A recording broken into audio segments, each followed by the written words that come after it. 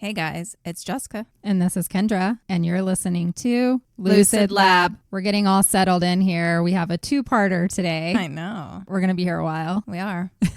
So we've been like mentally preparing ourselves. We have the AC going. So if you hear any little rattles, it's 90 degrees outside at 10 o'clock in the morning. So we can't exist without AC right now. I didn't have it on when she showed up and I was like already sweating. Yeah. We can't sit here for however long. We're going to have to sit here without it. Sorry if you hear a little humming noise. It just is what it is for the next few months. So this week I was Snow White. I had a lot of animal experiences. Oh, really? Yeah. Well, first I took my daughter to horse camp on Tuesday. Yeah. And that was really fun. Of course, my daughter was the only one that got hurt, which is usually what happens. She got her foot stepped on. Ouch. By a horse. That can be dangerous. Thankfully, it was a pony. It's not as bad as it could have been, but it's still pretty bad. Her foot's black and blue, but she can walk just fine. So it didn't break anything, thankfully. Just looks horrible. But while she was at that, because it was really far away, it took us an hour and a half to get there. It was in Roxborough Park and traffic was just always horrible. Insane. Yeah. So I'm out in the middle of nowhere. There's nothing to do over there. And I couldn't be there. So I had to like stay close, which gave me so much anxiety. I've never dropped her off somewhere without me other than school. So right next to it is Chatfield State Park. Okay. So I went walked that. It's just a few minutes from this ranch. This deer jumped out in front of me on the trail. Uh-huh. So I have a video of that. It was like 10 feet from me the whole time, just eating. Oh, it was a cool experience. And I'm pretty sure I had to escape a family of rattlesnakes. I was walking down this dirt little opening and there's just tall grass all around me. Yeah, that's their place. place. I start walking and all of a sudden I just hear tick, tick, tick, tick, tick. And I'm like, oh no, is that what they sound like? So I had to leave. Yeah. And I think I saw an albatross. Is that how you say it? Yeah, I think albatross. Yeah, because it was as big as an eagle. Like it was huge. I'm trying to think what they look like. I have to look it up right now. They're like a big seagull, right? Which is really neat. And I was just watching it flying over the lake. I was like, that looks like a dinosaur. Well, they say that's what the descendants of dinosaurs are, right? Exactly. As birds. Yeah. And then yesterday I was on a walk and I did one of my really late night walks, which I haven't done in a while. I saw some coyotes, but I think that they were a mixture of wolf and coyote because they were smaller, so you could tell that they were young. And I was only about 10 feet away from them too. I was just following them around and they're like, leave me alone. Why are you out here, human? Then there was a raccoon. Oh, I love And them. I did the same thing. I walked right up to him and he had jumped in a trash can and he grabbed something out of it and was like sitting next to the trash can. So I just went right up. I was like 2 feet from him. He didn't care. He's just looking up at me like, why do you have to watch me do this? He's like, I'm busy. I'm hungry. Don't try and come for my trash. Well, that's what made me sad is he pulled out this piece of plastic. Oh, no. And there was no food. He was just licking the flavor off of it. And so I'm looking in this trash can to see if I can find some food for him. But it was emptied recently, so there was almost nothing in there. He's got to find the compost bins. That's where the good stuff's at. Right. I was with him for about 5 minutes and we started walking and he ran up a tree. I was like, I'm Snow White today. They're all coming out. You got to start singing songs to them. You'll be holding the birds. Really cool experiences with some animals this week. I've been experiencing animals this week as well. I've been pet sitting on the side. Oh, yeah, that's right. Yeah. I was pet sitting for 2 beagles. Oh, I love beagles. They were older. One was 7 and one was 11, but they're the cutest. I took them for walks every night. And then at night, they would just like go out in the back because raccoons and rabbits and all that would be out and they would just like sniff like they're scent hounds and they would just go like row to row of their entire yard just sniffing. It was hilarious. It was like a cartoon character watching these beagles, and then they would, if they found something, they would stop and start like doing the hound dog howl. And they were so cute. I love animals, and I get to pet sit next week for a lady who has a little boxer puppy. Oh. And I met him yesterday and he's just absolutely adorable. So that's cool. And then she came in the house earlier and she's chit-chatting with me and Saphira came out to her feet and was like, meow. She's like, I had to interrupt Kendra and be like, she's talking to you. You're like, Saphira is being ignored. I gave her lots and lots of love. She joined us last episode. She might join. We're going to be here, like I said, for a while. So you might hear Saphira again today. Yep. Make a little cameo. She usually does. You guys don't hear it most days, but she'll come around the corner and be like, what are you guys doing? Pay attention to me. Why aren't you petting me? All right. I think we've avoided the obvious long enough. What are we doing today? Even though I know. Yes. This one's been a long time coming. I am tackling my first real cult, I guess. You know, I did the Bikram yoga, which was very cult-like, but we're going deep into cult territory today. And it is one that I came across by watching the miniseries on Hulu called Daughters of the Cult. It came out in late 2023. Okay. Yeah. And this is the one that I avoided because you're like, I want to do that. Yes. I'm like, okay. Go for it. And I watched this series. I think I binged it in like one night because that's what I do. And I was just in amazement listening to this story that like I don't think has ever been out there. We've heard of many cults, and this is one that is broken off from the Mormon church. Most of the time when you hear that, there's other documentaries out there. It's about I think his name's Warren Jeffs and his whole crazy crew. But like I was listening to this one and it seemed even more interesting to me. Yeah. And I dove in deep. I've been working on this for a couple of months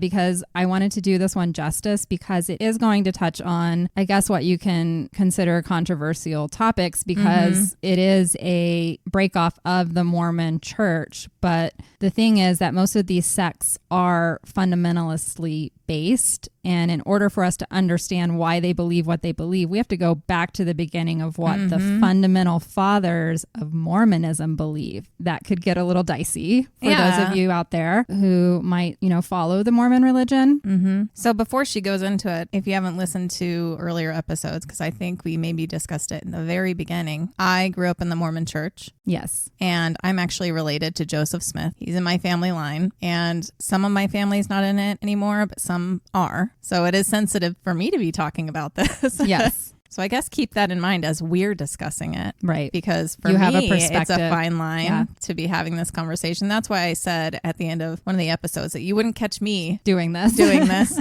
But I'm here to listen and to talk about it. So I've been eagerly awaiting. We've been talking about it for a few weeks. Also nervous. Yeah.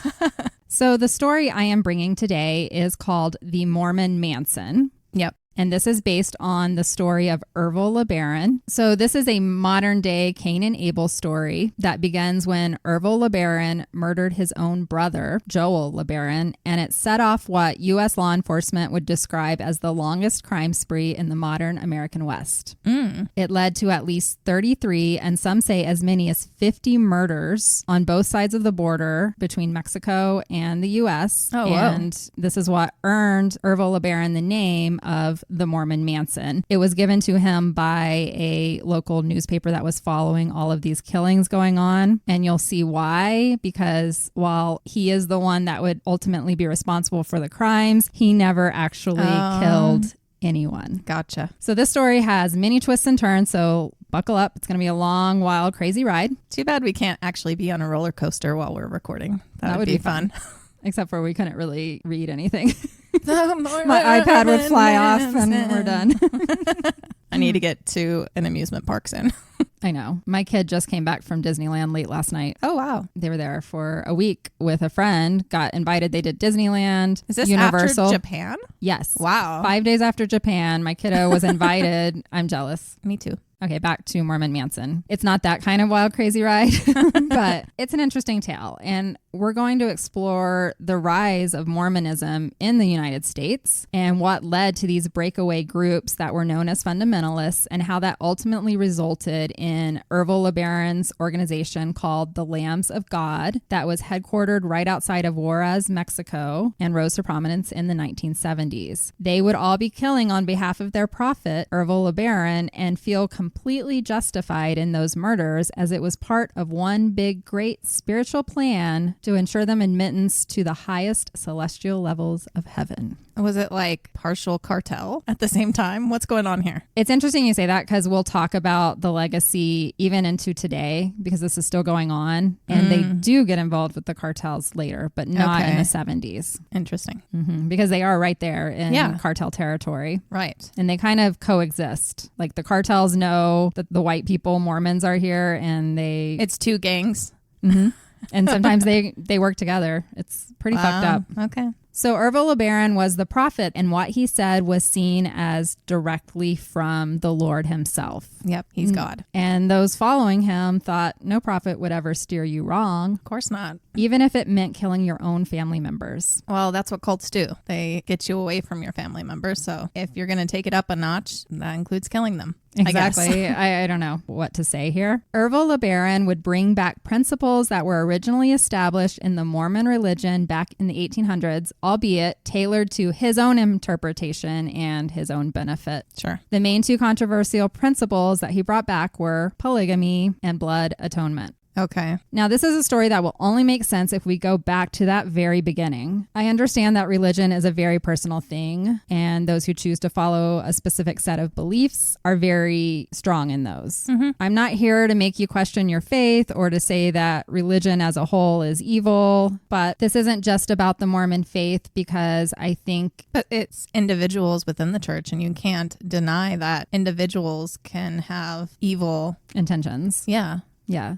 If you've been listening for a while, you probably know how I feel about religion. Mm-hmm. I grew up very religious. Yeah. My family is still very religious. We grew up in the Church of Christ denomination. I think I've mentioned that on here before. I think so. Very strict. I don't follow it anymore, and that's my personal choice.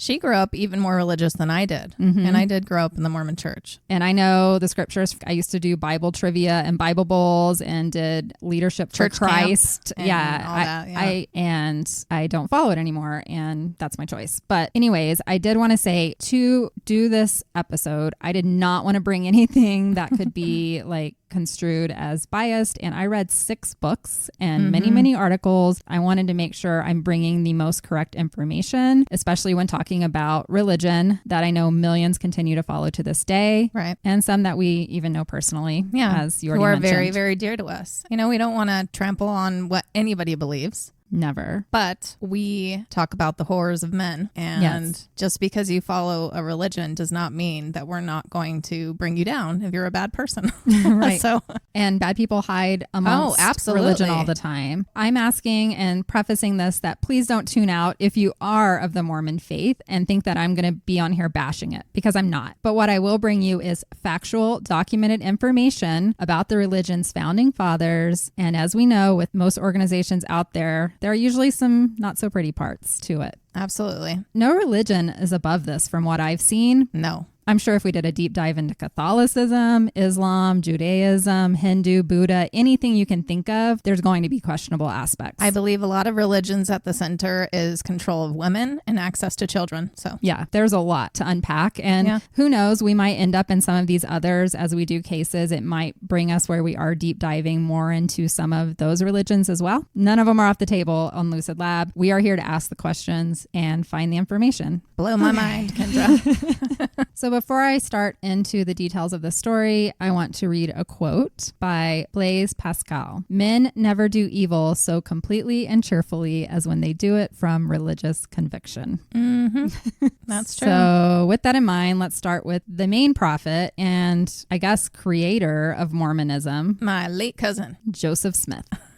He was born on December 23rd in 1805 in Sharon, Vermont, to Joseph and Lucy Smith. His parents had been well-to-do, but their wealth had been squandered in a bad real estate deal, and therefore Joseph Smith would grow up in poverty. Mm-hmm. He was one of 11 children, and they moved quite often. Many believe this was due to his parents trying to escape creditors and debts that they owed. They kept pushing west, and at some point they settled into a 4-bedroom cabin in Palmyra, New York. This is upstate New York, which is a lot of forests and beautiful, you've got Niagara Falls and all of that. So Joseph was an imaginative young boy, and although he had no real formal education, his parents did have a tutor for their children. They were all instructed in reading, writing, and the ground rules of arithmetic. That's interesting considering their poverty. Right. I don't know if they just were starting to do better at this time. Okay. Maybe it was a friend of the family that did it for free. I'm not real sure how schooling worked back in the 1800s. Back then, to go to formal education, that was something for the rich. Public schools had not been established. So many people were illiterate. Well, yeah, because the entire United States wasn't even put together yet.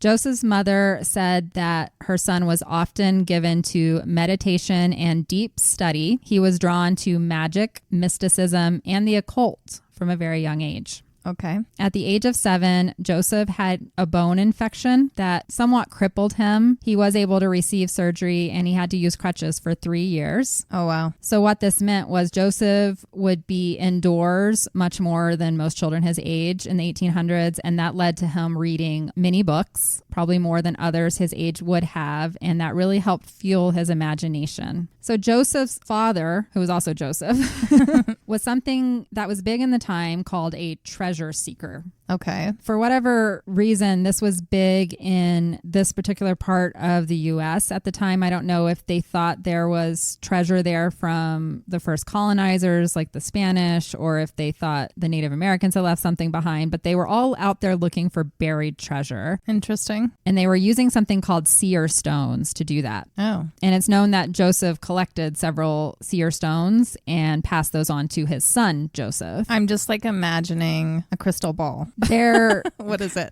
they're like, honestly, I'm going to sound really, Ooh, where's the treasure? I think you just found a stone and you said it was. Oh. Like from what I saw, I couldn't find a whole lot Interesting. about it. And it was something that you just felt. Okay. Also around this time, the young Joseph Smith is getting into his adolescent teenage years, and he is still caught up in the mysticism, the occult, and he begins to start practicing fortune telling with his friends in the neighborhood, and he would also practice magic. Okay. This was big in this time. Yeah. Like magic shows and all of that. Combined with all of this, what was going on right now in America, we're in 1817 and 1825. So between those like years, there was something called the Second Great Awakening. And this was just like a hotbed of religious activity and enthusiasm around finding like what the true religion should be. Right. And right around Palmyra, New York, there were all these different revivals and meetings going on. Spiritualism it was was a big really big. spiritualism, and everybody was seeking what was the true Right.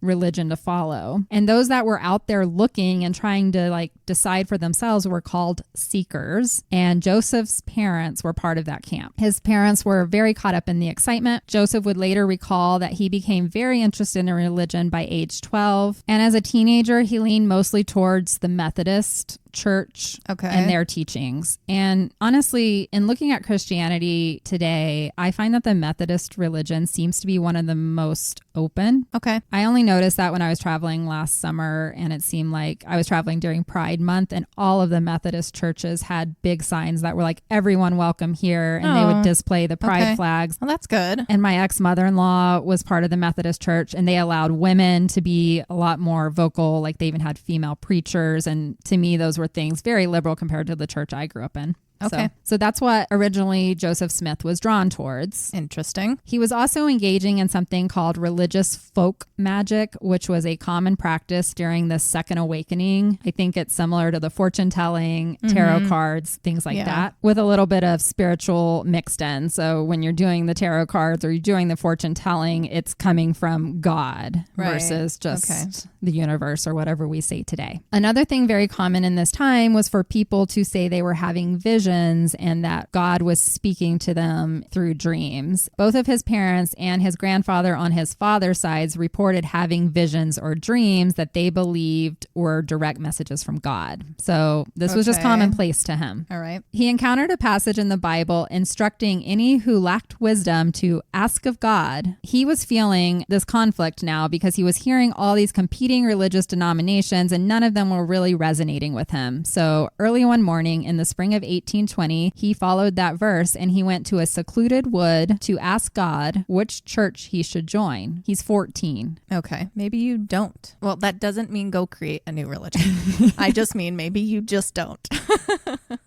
So according to his account, Joseph received a vision while he was in the woods that resolved his religious confusion. He said God the Father and Jesus Christ together appeared to him. Mm-hmm. They told him that all of his sins were forgiven and said that all of the contemporary churches had turned aside from the gospel. So basically, they told him not to join any of the churches. Right. Which is kind of what you just said. Joseph Smith then came back and he brought his experience to a Methodist minister who he, looked up to at the time. And the minister dismissed the story and said, that didn't happen. Poppycock. It said he dismissed the story with great contempt. Yeah, of course he did. You can't go to another religious leader and say, but I know this now. And he'd be like, no. And say, God and Jesus appeared to me and said that your church, the Methodist Church, is not right. Yeah. It's not going to be taken kindly. And you're 14. Exactly. How old's the minister? Probably like in his 30s or something. I don't know. Right. So it's believed that after this dismissal by a man that he looked up to, he didn't tell anyone else about this vision for a while. Okay. He would bring this vision back in the 1830s when he, I guess, started touting his own religion, and it would become the most important part. They would regard it as the first event in the restoration of Christ's church to earth, was this vision he had at age 14. Yeah. He also would recount that he had another vision 3 years after this first one at the age of 17. Joseph said that he was visited by an angel named Moroni, who told him of an ancient record containing God's dealings with the former inhabitants of the American continent, and that he had been chosen by God to write a book about one of the 10 lost tribes of Israel. He said that God had chosen Joseph Smith specifically to reveal to the world that all other religions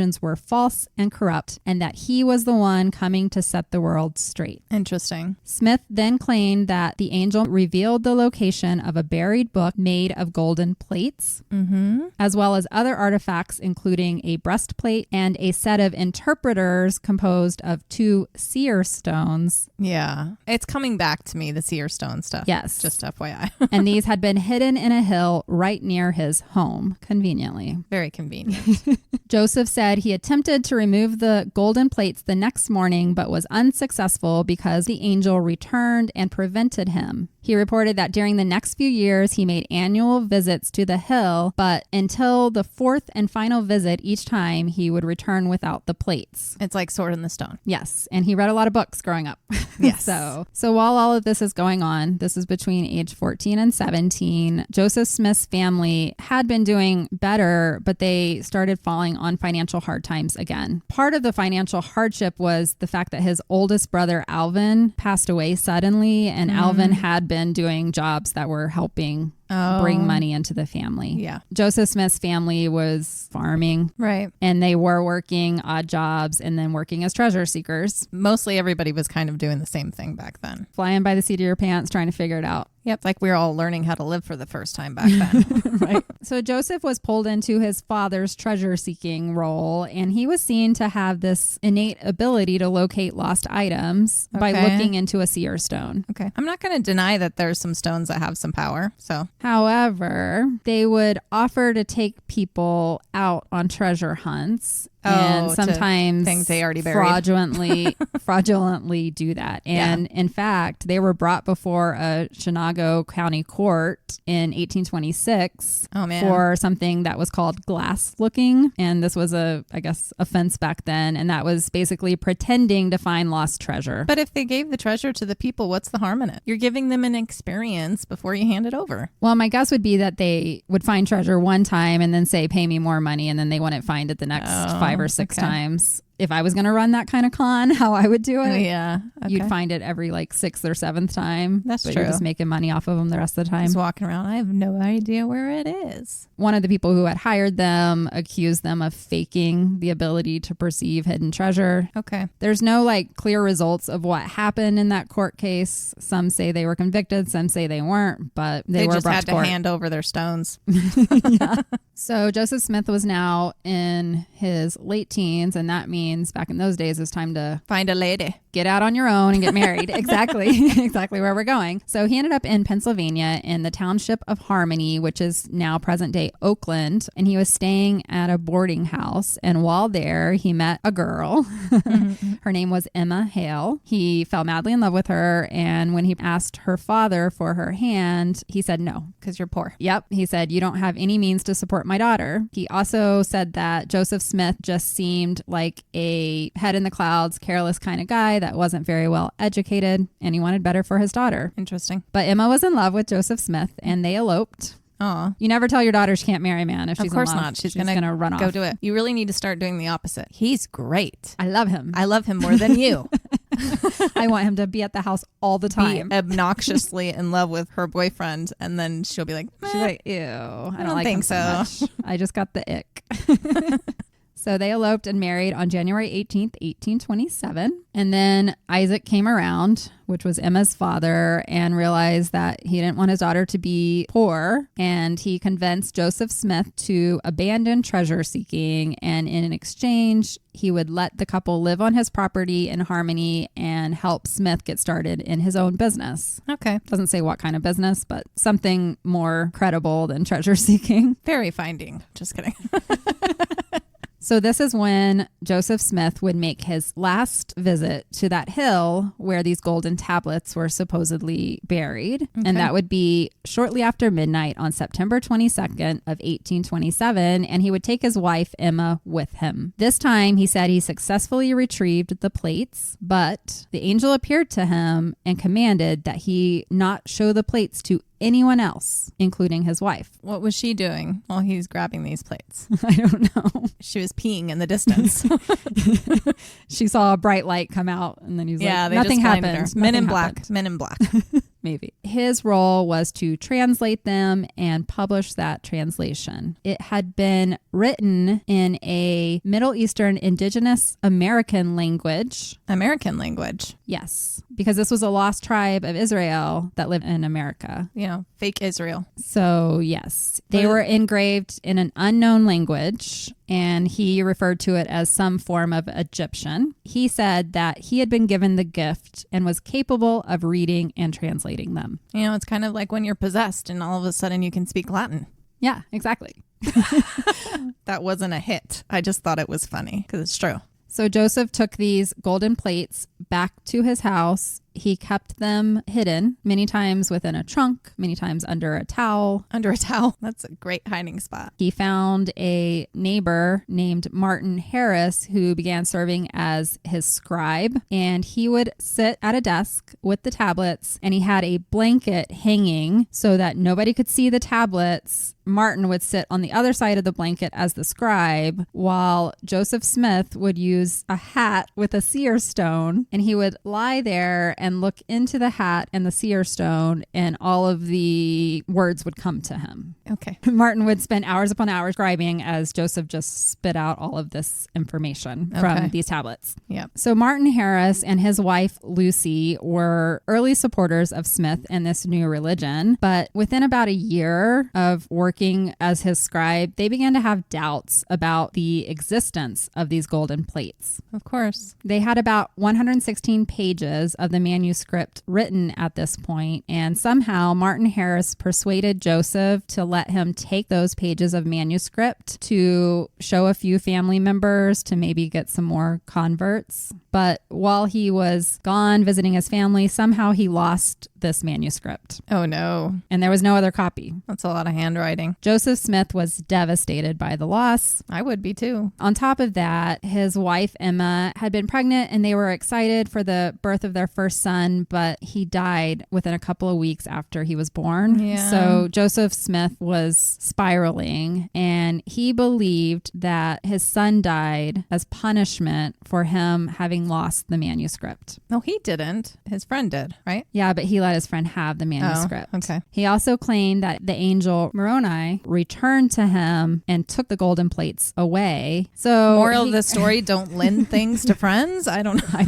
I don't know what to say here. But during this period, he kind of gave up on his idea of writing his new religion, and he and his wife began attending Methodist church again. Okay. Well, he lost the tablets, so I guess he couldn't really do anything, right. And they were reeling from the loss of their child. Yeah. There was a cousin of Emma that knew what Joseph had been up to, and she got them excommunicated from the Methodist church, saying that Joseph Smith was practicing necromancy and that there was no room for the occult in their church. All right. So they were back out as seekers. They had just been dejected. Miraculously, that is when the angel Moroni shows up again. This is now September 1828, and returns the golden plates to Joseph Smith. Smith. Okay. He doesn't have his scribe because he and Harris aren't buddies anymore, I guess.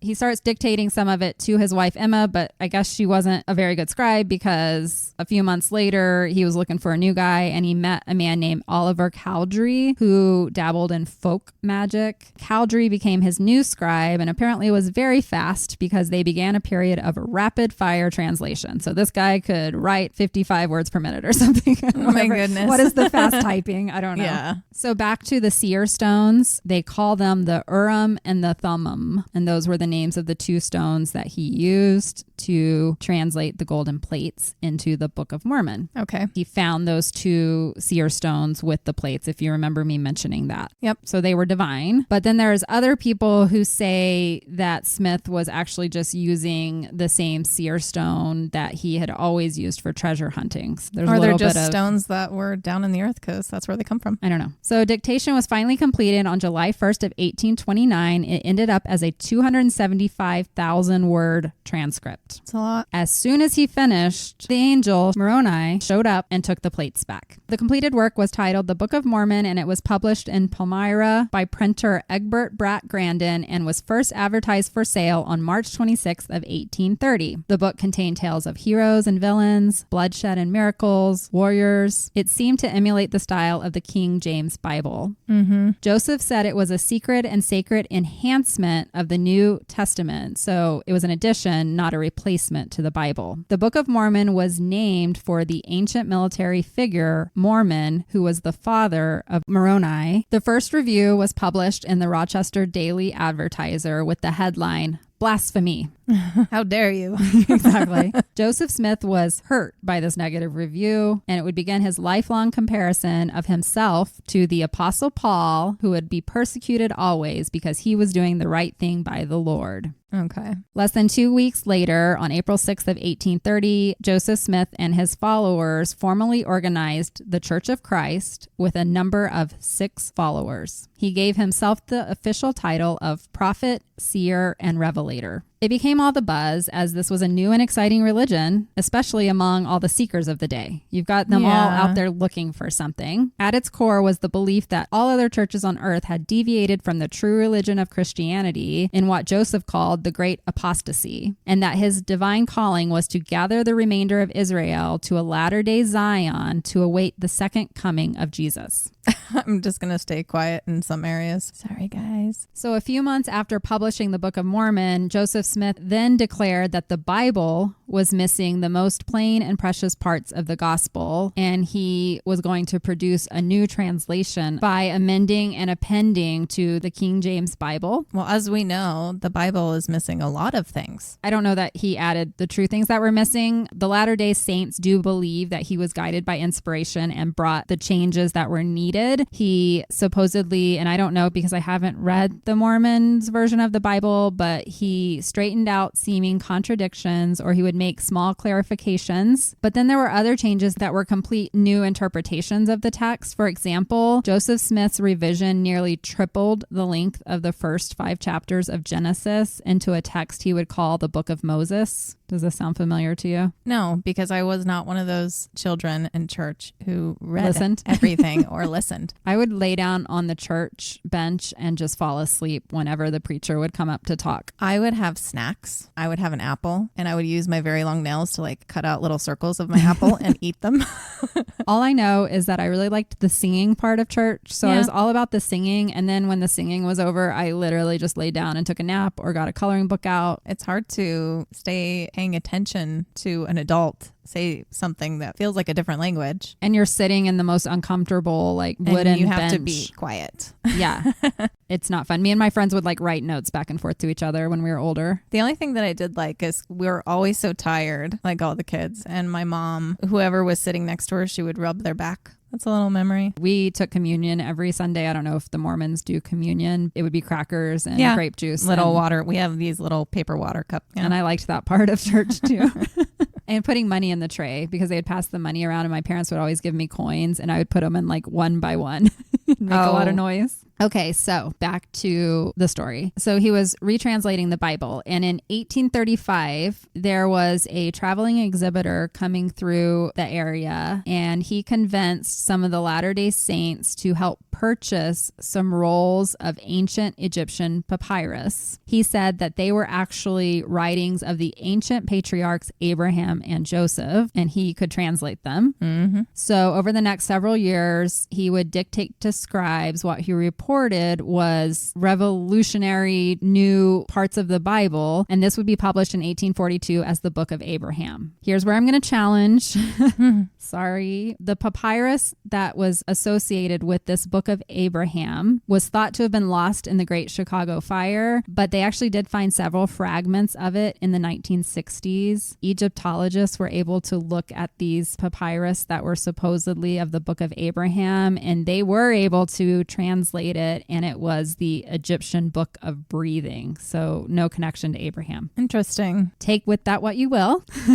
I, coming from science or logic, would say that means that he took these and pretended that they were something else. Mm-hmm. Yeah. I would trust the Egyptologists of the 1960s. So it's about breathing and meditation. I will leave that here. So the Book of Mormon propelled Joseph Smith to fame. He began gaining quite the flock. He boasted of having more than 100 personal conversations with God. He claimed that he was a higher spiritual being than both Martin Luther and the Pope, with whom he said God had never spoken with directly. The Book of Mormon would soon attract hundreds of immigrants to the U.S. from Great Britain and Scandinavia, in addition to its many American converts. Most of these people were drawn to the idea of a religion that had a true prophet that spoke directly with God, like those of the Old Testament. They want to believe that God still speaks to prophets on earth. And he was alive still. It was also a really big draw for men specifically. Central to Joseph's theology was the doctrine that all male devotees to the Mormon religion were on the road to godhood. All men had the ability to create their own kingdom, and women, in turn, if they were pure and obedient to these men, could be pulled through the veil to this kingdom to join their righteous man as eternal companions in the afterlife. I can't help but roll my eyes. I'm sorry. I don't like it. Well, I don't like it. I don't think you and I are ever going to agree with anything that puts us in a position where we have to be at the mercy of a man or whatever. The Bible does the same thing. It says that we are the helper of man, created from the rib of Adam. Like Lilith is my lady. Bring back Lilith. From the beginning, Joseph Smith preached about the virtues of material wealth, which seems contrary to what the Bible and Jesus taught. Mm-hmm. This resulted in a communal prosperity that would set the Mormons apart from other religions. Your holy worth would be measured by church members' industriousness and their affluence. Also, their private property would be consecrated by the church. All resources were pooled and then returned to the men of the church as whatever was seen to be needed for them to support their family. So you could come in very wealthy to the Mormon religion, you forfeit it all, and then they could tell you that you only get $10,000 a year or whatever. This was a concept that Smith called the United Order of Enoch, and it led to the Mormon church coffers growing quite significantly. Okay. To this day, the Mormon church is one of the most prosperous organizations in the world due to this setup by Joseph Smith. He also began to set up a hierarchy in his new church with titles such as apostle, elder, and patriarch. Those, of course, could only be held by men. Yep. Obviously, it doesn't work exactly that way anymore. They don't have control over members' money. Remember, the reason I'm talking about this is because this is how the Mormon religion was started, and it's what Ervil LeBaron and the fundamentalist sects follow to this day. There's fundamentalist Christians and such too that want to follow everywhere. things they don't want to be dictated by what is happening in modern day. They want to stay in this case, the 19th century. And add to it and have their own interpretations of how something should be done. So Smith was claiming to speak with God and the angels all the time, and he would dictate what he called his revelations. That's why his title was Revelator. That I think may not have been a word until he created it. But he had scribes that would write down everything that he said. They would be immediately copied and then circulated among church members. So they were always getting new doctrine. His revelations would often come in response to specific questions. Some would be for a specific individual, and others would be directed at the whole church. There was an 1831 revelation called the Law, which contained directions for missionary work and conveniently sent everybody out to grow the members to then bring in their communal property and more money. There were rules for organizing a new society called Zion, a reiteration of the 10 Commandments, and an injunction on how to administer to the poor and needy. Hopefully they're pretty benevolent. I don't know much about how much the Mormon church gives back to the community. I know that they do help members that are in hard times. Yeah. Like they'll pay your rent, they'll pay your bills. Someone is not doing well or they're sick, they'll make all the food for you for months. Like they're pretty kind. Like, you know, they'll come and pray over you in your home. And I never had any bad experiences as far as feeling like they weren't there for their members. I know they go out and do missionary work and try to convert to the church, but do they go out and help people who are not part of the Mormon religion? Yeah. I mean, it's part of missionary work too, is to help in the communities that they go to. Yeah. Mm-hmm. That's, I mean, same thing with all churches. There was a revelation called the Vision, which added to the fundamentals of sin and atonement and introduced doctrines of life after salvation, exaltation, and a heaven with different degrees of glory, which I think a lot of people have heard about that. Right. Now, something else going on in the 1830s was this whole temperance movement, which was don't drink. It's kind of like the pre-prohibition or whatever. Right. There was a lot of like health and wellness going around. I kind of giggle because that goes around today, but it was happening, you know, in 1800s too. We all just repeat the cycles. Anyways, during this time, Smith delivered a revelation called the Word of Wisdom in 1833. And this is where I think a lot of people know of the Mormons as well. It counseled a diet of wholesome herbs, fruits, grains, and a sparing use of meat. It also recommended that Latter-day Saints avoid strong alcoholic drinks, tobacco, and hot drinks, which was later interpreted to mean tea and coffee and caffeine, which is what I think a lot of people know today. Yeah. And no one follows that. The word, well, interestingly, the Word of Wisdom was originally framed as a recommendation, not a commandment. Yeah. And it wasn't strictly followed by Smith or any of the other early Latter-day Saints. Although, you know, the coffee thing, like I was looked down on for drinking coffee because I did it around people. They didn't outright say something to me about it, but I could tell that I was being judged. And I just remember being a teenager and I'm like, it's just fucking drink. Like, what the heck? Well, I'm here to say that Smith and his early priests or whatever did not follow it. But for some reason, somehow did become a requirement in the LDS church. I think some of that has changed now. I've been around plenty of Mormons these days that are drinking Coke and coffee and such. I don't drink caffeine because it makes me a crazy person. Yeah, she's a decaf coffee lady, which I don't even understand why I even drink it. I like the taste. So in 1833, Smith took all of these revelations that I just mentioned and put them into one big book that is called the Book of Commandments. There is a lot of books associated with this religion. Smith set the church up to be apart from all others as they were now God's modern chosen people, just like the Israelites back in the day in the Bible. Just like anybody, just like any religion. Yep, we're all the only ones going to heaven. Yeah, I think I said this in another episode once. Even though that's how these religions start, I never once sat there and heard anybody say that. However, I would go to other churches and they were very, very upfront, yelling in your face. And I went to one church that just completely put down Mormonism, like in a very almost violent way. Like there's no reason for that. Yeah. So I never heard about other churches. They were never brought up. I grew up in a very closed-minded church that did believe they were the only ones going to heaven and all that bullshit. So. Yeah. Although I will admit that I never really understood the 3 layers of heaven and all of that. Like I never really subscribed to it. So I always had trouble. But hell was never pushed in my face. So that was nice because I've listened to other people who grew up with the fear of hell, how damaging that is to a child. Like it's abuse. It's trauma. Yeah. I had to deconstruct from religion. And I think, honestly, it's what led to all my anxiety. Yeah.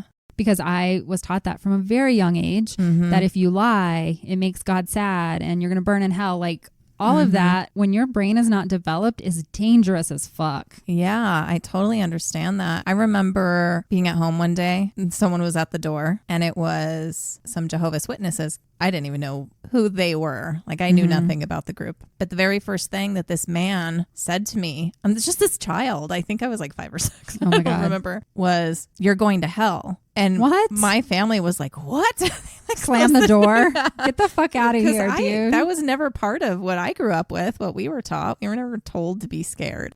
It's more about what you can do to elevate in the different levels of heaven. That's kind of how I've always taken it. And you'll be separated from your loved ones because they're going to be in the highest level and you're going to be in the lowest. And that's why I never understood it. And I've seen this in other religions. One person can achieve so much that it's kind of like this blanket security around the rest of them. Yes. And can like bring them with them. Yeah.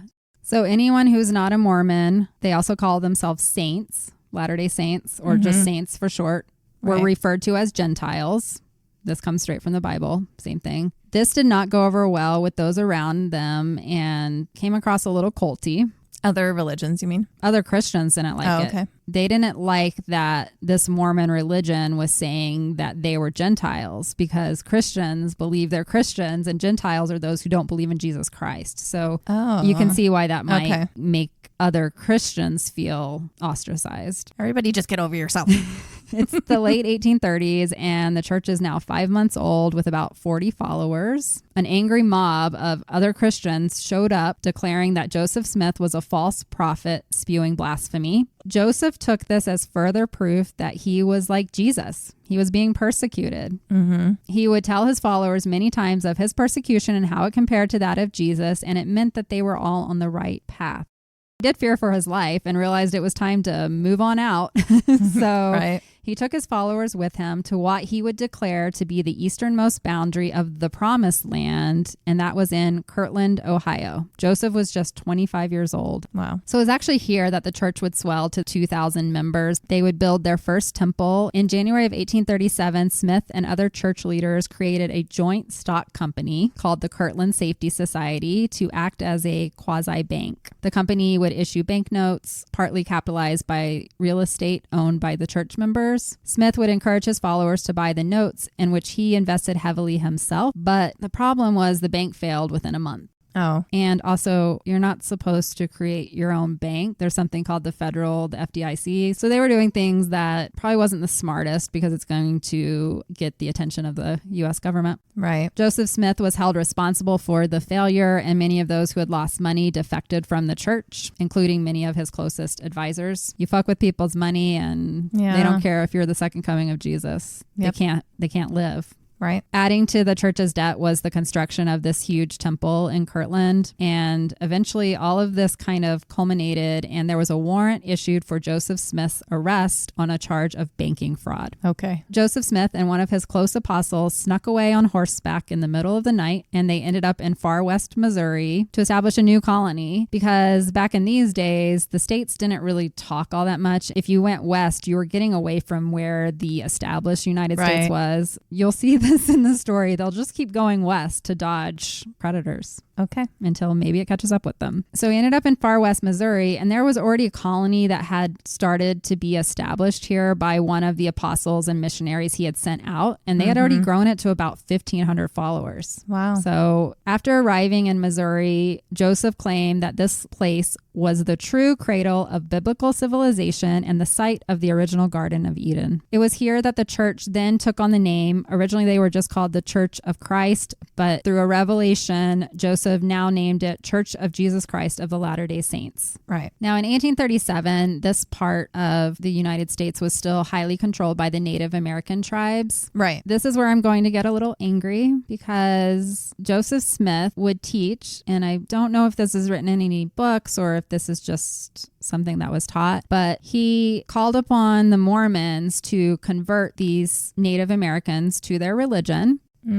He viewed the Native Americans as something that the religion would call the Lamanites. So Lamanites were attributed to be anyone who was darker skinned, so basically anyone not white, and they were considered to be heathens to the gospel. It was taught that the angel Moroni required faithful Mormons to convert the Lamanites to fulfill God's prophecy. In his revisions of the Bible, in his production of the Book of Abraham, Joseph Smith taught that black people, brown people, basically anyone anyone who was not white, that he referred to as a Lamanite, was cursed by God with the same curse that was placed on Cain. For those of you who are not Christian, Cain was the brother of Abel, and in Genesis, in the Bible, it was the first story of murder. Cain was jealous of his brother, I think maybe over a woman even. I can't remember exactly. Been a long time since Bible school, but Cain killed his brother Abel and was like the first major sin. I know we're all taught that Eve was the original sin, but Cain was like the really bad sin. Joseph Smith taught that the color of the skin was a mark of being cursed. I don't remember this at all. So I did see this book actually when you opened your Book of Mormon. It's called The Pearl of Great Price. Oh yeah. And I saw it when you open it. And that page is where it talks about the descendants of Cain are described as dark-skinned. And Joseph Smith actually refers to this curse as a justification for slavery. Wow. I question then the people who are in my church. Like I'm not just talking about white people. I'm talking about people with darker skin. Like, how do they feel when this is being taught to them? I don't know if it's still taught today. Oh. We're talking about fundamentalists here, but this is what the religion was founded on. Well, if it's in this book that I'm holding right now, which obviously I've not read. It could have been revised because the Mormon church is reformed multiple times after the original, but I am talking about this is the origin story. Slavery was a big topic of the time, and the Mormon church supported it back then. I would say probably a lot of the Christian churches did too, so it's not like unique to them, but this was taught, and they were moving into territories where they felt like they had the white savior complex. They really did. Yeah, I see it. It's just history. History is fucked up. All of our history is so fucked up. Religion is a sign of the times. Right. This was a time when Native Americans and Black people were seen as lesser. It sucks. Yeah. They had to address those, and they were white dudes. That's true. This is used even by Christians because slavery is all over the Bible, and they use that for justification as well. And we do know that Missouri, specifically in this time, was very pro-slavery. The Mormons would not stay in Missouri long. They did not have time to fulfill the prophecy of converting the Lamanite Native Americans because the white Missourians did not care for the Mormons, and they wanted to push them out because Missouri was a contested state during this time over slavery. Right. Although Joseph Smith did write out some pretty racist ideals around Black people being the descendants of Cain and all of that, the Mormons did not participate in slavery themselves. The Missourians that were trying to get the state designated as a slave state felt threatened that this large group of people didn't indulge in the practice, and they wanted them gone. They saw them continuing to grow, and they thought that it would change the designation of the state to be a free state. Right. So this led to a lot of tensions between the Mormons and the non-Mormon Missourians. In August of 1838, a group of Missourians showed up at the polls, and they prevented the Mormons from voting, and a whole brawl ensued. And this election day scuffle initiated what was called the 1838 Mormon War. They raided and burned all of these farms and houses. They were pillaging and stealing things, hurting their women. It was a bad scene. The Mormons weren't going to take that laying down. No. So they retaliated. And when they did, they were seen as being treasonous. I don't know why the other ones were not, but the governor was because probably... it was the slavery stuff. It was all about slavery, but the Mormons were an outsider. Smith was saying that he was the one divine of the world or whatever, the prophet, and that would be considered treason if he's not following the president of the United States. Okay. Or the governor or whatever. Okay. So Smith was actually arrested by the military of the United States at the time, and he was brought before a military court, and he was sentenced to death. Which just helps the cause. I think I got this wrong. It's by the Missouri militia that he was brought for treason. So I guess Missouri must have been operating as their own. Well, yeah, it was kind of like when I talked about the Bender family. Yeah. How things were just, everything was still moving around, and it was just about different groups trying to take power. At different points, there were multiple groups in power in one area. I was wrong when I said the U.S. president. I think it was just this governor didn't like him, and he wouldn't submit to them and say that they were the authority, and they brought him up on treason. They wouldn't bend a knee. Yeah, it's like Game of Thrones, American style.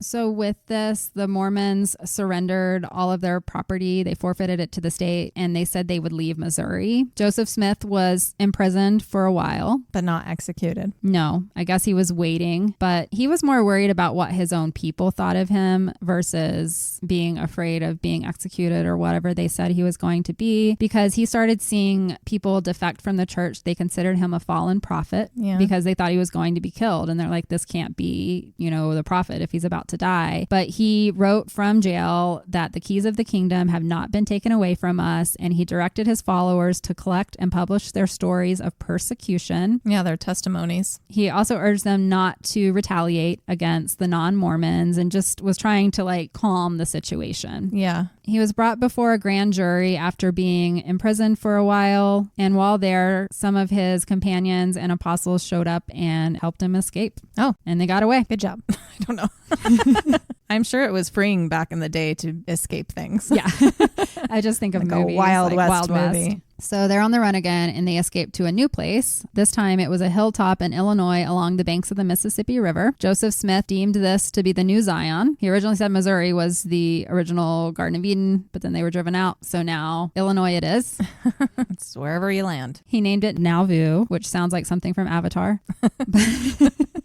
Nauvoo means a beautiful plantation in Hebrew. Okay. By 1840, Nauvoo was a thriving town of 2,900 people. Well, it's pretty big. And growing, as eager converts poured in from the missions that Smith had sent abroad. He had appointed several charismatic missionaries to carry out this work. One of the top ones was Brigham Young. Mm-hmm. These apostle missionaries found the poor Welsh manufacturing and mining towns a gold mine for conversion. Oh. All of these poor men were more than willing to cast their lot in America with the promise of godhood. Joseph's vision for Nauvoo was to make it a wealthy and powerful separatist city-state ordained by God that would rival the young United States capital. He even petitioned Congress for it to become an independent federal territory, assigning himself as the governor and organizing it as a theocratic, sovereign Mormon state. Wow. Smith controlled all aspects of this new city, overseeing every business transaction and real estate deal. He was not only the spiritual leader, but also the mayor, the judge, the architect, the hotelier, and the banker. Wow. He's a busy guy. And a beekeeper. Just kidding. Probably.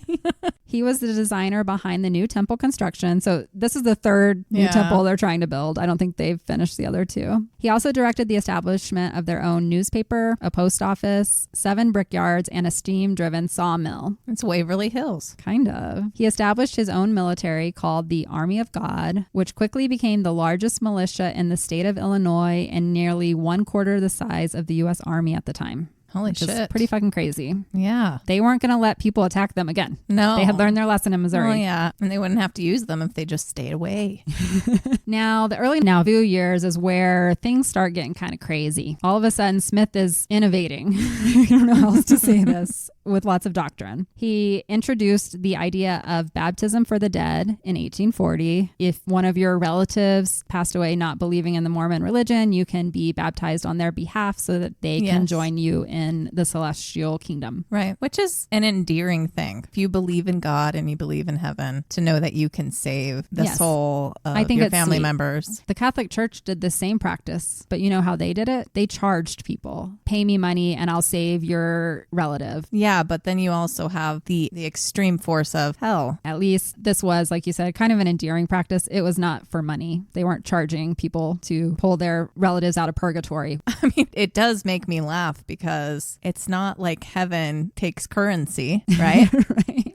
I don't understand. He had a revelation in 1841 that promised the restoration of the fullness of the priesthood, and he started the inauguration of the first anointing. And this resembles very closely the rites of Freemasonry. Okay. And Joseph Smith had observed all of this because he had been initiated into the Masonic Lodge in Illinois. So it seems like he kind of brought some of those things over to his church. He chose 9 men close to him and called them the Anointed Quorum. He also established a special order of apostles called the Quorum of the 12, and they were going to be the highest ranking members of the church. I don't know if all of this still exists today. I didn't go that far into it because I only have so much time. But these were the things that he started, and some of them may still be happening today. I couldn't tell you. He also created the Council of 50, which was a group of men that would oversee more than just the church. They were the ones that would help make decisions around business matter, municipal building, etc. It was getting too big for him to do everything So he's getting help, and he's building this whole hierarchy under the church. Entire city. Yes. So it's a little different than just a church. Yeah. And the Council of 50 were heavily involved with marketing and planning for Joseph Smith's takeover of the world. He referred to them as princes, and they crowned him king of the kingdom of God. Did Emma's dad have this in mind for Joseph when he said no? Didn't know that she was marrying the king of the kingdom of God. Well, I'm just saying everything he's done so far, and he's still in his 20s. It's fucking crazy. It's pretty crazy. So there's a lot of hierarchy added into the church at this time. I could spend a whole episode just trying to explain it all. Yeah. I went to the LDS website to try and understand it, and there are multiple things. They're not all called this today, but if you want to understand it, go to the LDS website. At some point in Nauvoo was also when they established a presidency of the church, which would become like the number 2 guy to the prophet. Mm-hmm. It sounds like that's still the president in place today. Is still there. Mm-hmm. Smith elaborated on his plan for a millennial kingdom. He no longer thought it would just be the building of Zion in Nauvoo. He viewed Zion as eventually encompassing all of North and South America. Wow, some big dreams. He revealed a plan to establish the millennial kingdom of God, which would eventually establish theocratic rule over the entire earth. So he had visions of grandeur, or whatever you want to say. Yeah, it's not insane. I mean, if you think of, it is insane. I'm saying like compared to some other religions and other continents and stuff, it's a possibility. It's been proven. Here is where the most controversial and famous revelation would come forth. I want 5 wives. It's still associated with the religion today. Yeah. As a joke, when you go to Utah, there are bumper stickers about it everywhere. Yeah. And that is plural marriage. That is what they called it, but many of us call it polygamy. Mm-hmm. And I know how it's been presented to me, and my family knows my issue with it. It is presented as something that happened in the beginning, right? It's not practiced now unless you are in one of these extremist groups. Correct. But it's the acceptance of the reason for why it happened in the beginning that I don't accept. And they know that I don't let Joseph and everyone else in the beginning get away with this because it's just fucking excuses. And that's not how you take care of people that you're trying to help or whatever. And you'll see why. I'm assuming you're going to go over the story, but I have an issue with it, and my family knows that. I'm like, I have that's not a major reason. issues with That's not a reason to have multiple wives. I have lots of opinions on this, and I think that this is one area where we can be more vocal because it is not practiced by Mormons today that are mainstream Mormons, I should say. Exactly. But yeah, it's not good. So let's go into it. You're not going to justify it. No. And you're going to laugh when I tell you how it all started. Because husbands died. So by some accounts, they believe that Joseph Smith may have been teaching a polygamy doctrine as early as 1831. And there is even evidence that he may have been secretly practicing. Oh, how did Emma feel about that? She didn't know.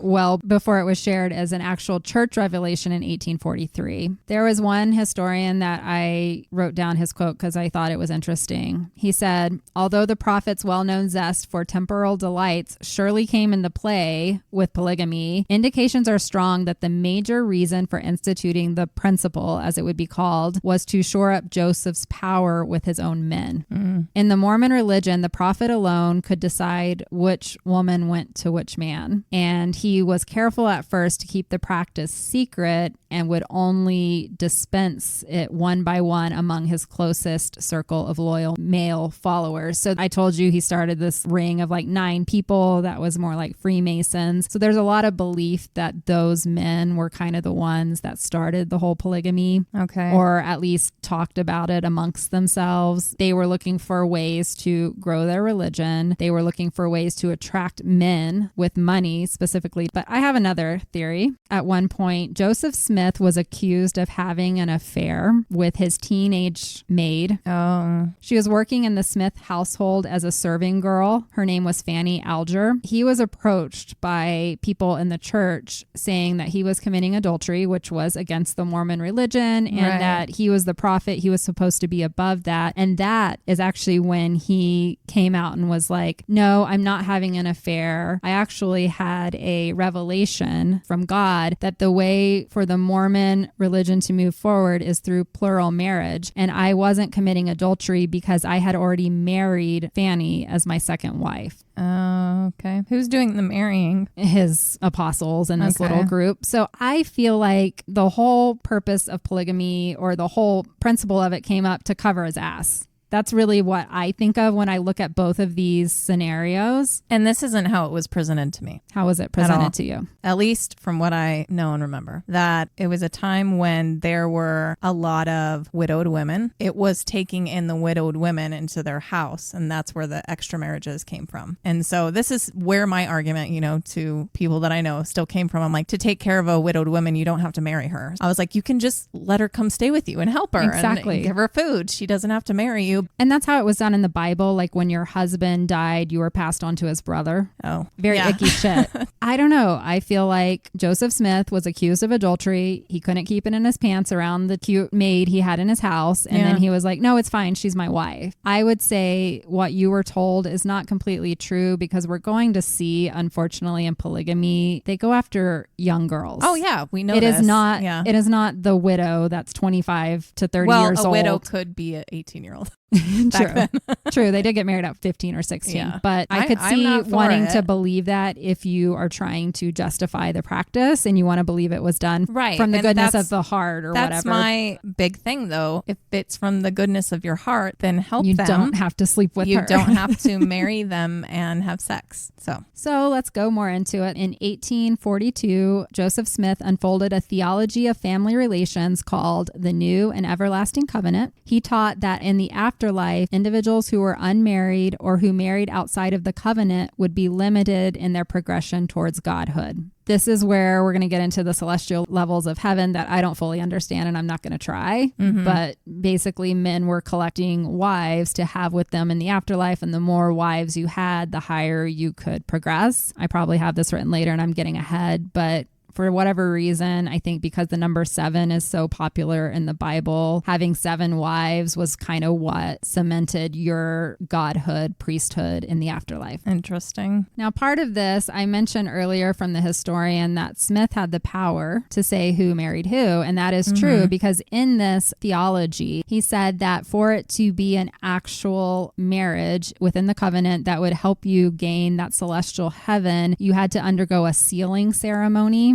within the temple. According to his revelation, Joseph said that God had appointed only one person on earth at a time, in this case, conveniently, Joseph Smith, to possess the power of sealing. According to Smith, men and women needed to be sealed to each other in this new and everlasting covenant. It's also called celestial marriage. In order to be exalted in heaven after death, and that if you are involved in such a celestial marriage perpetuated across generations, it could reunite extended families of ancestors and descendants in the afterlife. So it could bring in people that hadn't been part of the Mormon religion before and those descendants that maybe don't follow it. Right. It was compelling. Of course it is, especially coming from different religions, and that's what converts will say. There's a lot of conversion from Catholicism. I think I've talked about this before. Yes. And this was one of the things that they like, just to know that you can be with all your family in heaven and that you can do the work to make sure that you're with them. Joseph Smith also taught that the highest level of exaltation could only be achieved through polygamy. He also taught that the practice allowed an individual to transcend the angelic state and become a true god. Got to have multiple wives to transcend. Interesting. After this announcement, over the next 2.5 years, Joseph went hog wild and was reportedly sealed to about 30 or 40 additional women. Whoa. Could not find the exact number, but a lot. 10 of his plural wives were between the ages of 14 and 20. Others were over 50. 10 were already married to other men, though some of those marriages were contracted with the consent of their first husbands. There's no evidence for whether or not and to what degree Smith's polygamous marriages involved sex. Kind of varies between the marriages. Some of them may have been considered solely religious marriages that would not take effect until after death, and that might be why he married some of these women who were married to other men because they wanted to be sealed to the prophet. Some of that is like a gray area. Yeah. But I can tell you that Emma Smith did not like polygamy. It caused a huge rift between her and Joseph. Yeah. Also, all of the other women who were married to their husbands and now were told that they were supposed to accept other women. Yeah. It was rough. For sure. But they used this to put women in their place. Yeah. Because they could only be brought into the afterlife through the practice of polygamy and being respectful and loyal to their husbands as he took on more wives. And some of them are like, can we be Methodist again?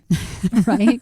This was a smart move on Joseph Smith's part because it was a way to grow the religion as well. You have more wives, you have more children. Right. It was also a way to attract men into the group because men liked the idea of having multiple wives. And of course. It got to the point where they would try and earn favor with Joseph Smith because he was the one who would decide who they got to marry. Right. And it got to a point where there were not very many eligible women left that were of marriageable age. Men started committing their young daughters. I did see that they would not actually marry them until the age of 14, but people would be promising like their 8-year-old daughters to men. And it got pretty creepy. Didn't want to go down that path, but I don't know. I mean, that's no different from the rest of society, unfortunately. No. Child brides have been a thing since the dawn of time. They're just women. Gosh darn it. What bothers me most, and we'll see this throughout this story, is that while most of them will start marrying adult women, when they start marrying teenagers, they never go back to adult women. They keep marrying teenagers and they get younger and younger, and it really grosses me out. The philosophy is the younger you get them, the easier they are to control. Well, yeah, to manipulate. We all know They're this. Still growing up. It's crazy to me that in, I don't know how many states, it's still completely legal. I know. Like your parents can say, oh, yeah, here you go. Yeah. And they can be 13, 14 years old. It's going to happen more when we get into the LeBaron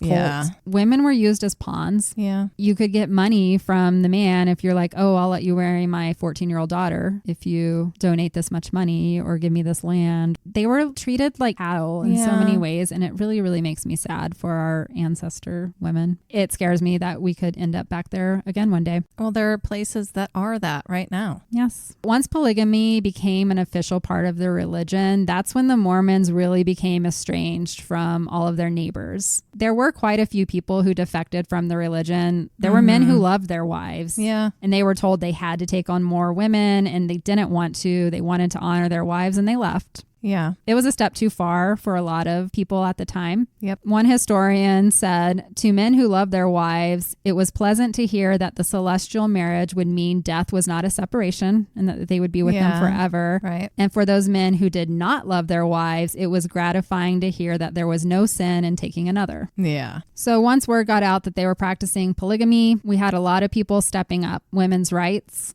was a big thing, surprisingly, in the 1800s. Yeah. There was a push feminism. for that. Yeah. A lot of the things that we're going through today has been gone through multiple times. It just keeps echoing. Over and over and over, and it gets taken away, and then we have to do it again. I know. Those living nearby saw the Mormons as a threat and a terrorist type group at this point. They were fine with them before, but once polygamy came into it, things got really crazy. If he hadn't done this, I think the Mormons would never have been messed with, but it could have been that whole continent that he wanted. Yeah, it could have been a theocracy, but as soon as he said plural wives, everybody's like, oh, fuck no. No. He knew that he needed to protect his little kingdom, and so he built up the militia. It was up to 2,500 men at this point, and he had a population of 12,000 Mormons. Wow. In 1844, Joseph Smith announced his candidacy for president of the United States, pledging to create a Mormon-ruled theodemocracy. He was getting a little too big for his britches, and this is going to be his downfall. He viewed capturing the seat as part of the prophecy, and he began foretelling the emergence of the one mighty and strong. He would be a leader who would set in order the house of God, and he claimed that title for himself. Of course. Joseph Smith was 38 years old at this time, and the Missouri people, don't forget about that. He escaped. Right. They're coming looking for him. Oh, wow. Things are going to culminate. It's crazy what he's accomplished. in a very short amount of time. Right. It's scary, actually, that one man could do this. Yeah. Anyways, that summer, he declared martial law in Nauvoo because he knew the Missourians were closing in on him. He led his legion of militiamen along the main street, and he began referring to himself as General Smith. I feel like Joseph Smith has gone off the deep end at this point. He's saying he's going to be president of the United States. He's going to take over. He just got a little too ambitious. Right. After he marched through the street with his militia, it instilled fear in all the people around, which I think it would too. If somebody just showed up, a religious group came marching through, it kind of reached a fever pitch. It led to Joseph Smith actually being arrested for inciting a riot. And then they took him back to Carthage, which was the county seat of Missouri, to stand trial. He was once again charged with treason, and this time they denied him bail. He was put in jail there with his brother Hiram Smith and a couple other of his apostles, but he never got to stand trial. On June 27th, 1844, an armed mob stormed the jail in Carthage, and they shot both Joseph Smith and his brother Hiram to death. Joseph Smith was the first American religious leader to be assassinated. In the eyes of his saints, his death made him a martyr. Right. On the same level as Jesus Christ himself. Yeah. And now a struggle for control would begin immediately. Right. Joseph Smith had never clearly outlined a succession plan should something happen to him. No. Perhaps he just thought he would always be around. He was a prophet after all, but he's dead at 38. Wow. So did Moroni Macaroni show back up? Or are they going to come down and choose someone else? Moroni never shows up again. Oh, okay. So weird. Moroni's like, you're on your own, peace. The golden tablet's back, bye.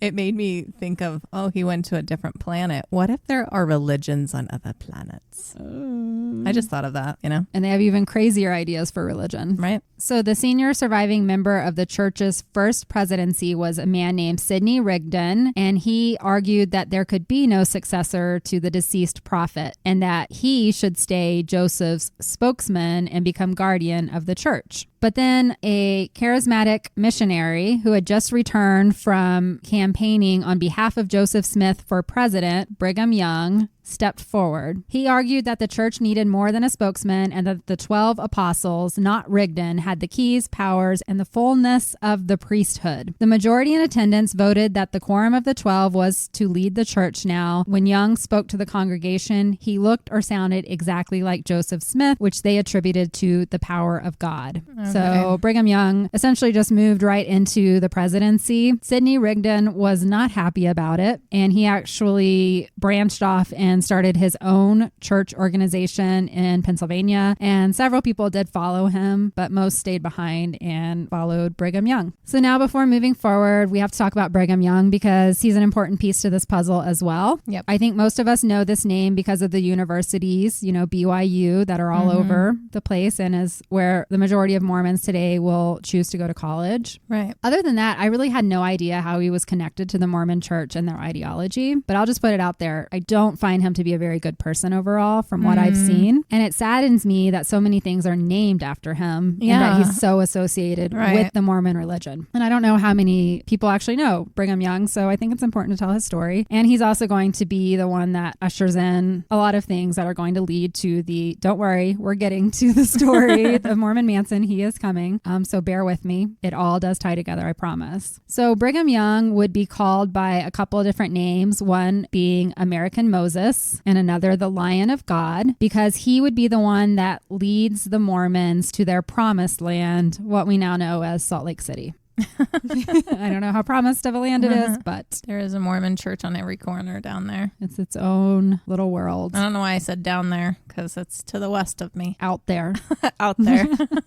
Okay, so Brigham Young was born on June 1st, 1801, making him a fellow Gemini. Oh, so he's older than Joseph. Yeah, by a few years. He was also born into a large family. He was the 9th child to an impoverished family of farmers. Wow. He was also born in Vermont, strangely, so he and Smith have a lot of similarities. Brigham received very little formal education, but his mother did teach him how to read and write. At age 12, he moved with his parents to the township of Genoa, which is close to Cayuga Lake in New York. Sadly, his mother died of tuberculosis when Brigham was only 14 years old. His father sent Brigham off to learn a trade. He moved to Auburn, New York, where he worked as a carpenter, a glazier, and a painter. Brigham reported having a strict Puritan-style Christian upbringing. He used tobacco tobacco, but he did not drink alcohol. At the age of 23, Brigham married Miriam Angeline Works, and they first resided in a small house adjacent to a pail factory, water pails, Yeah.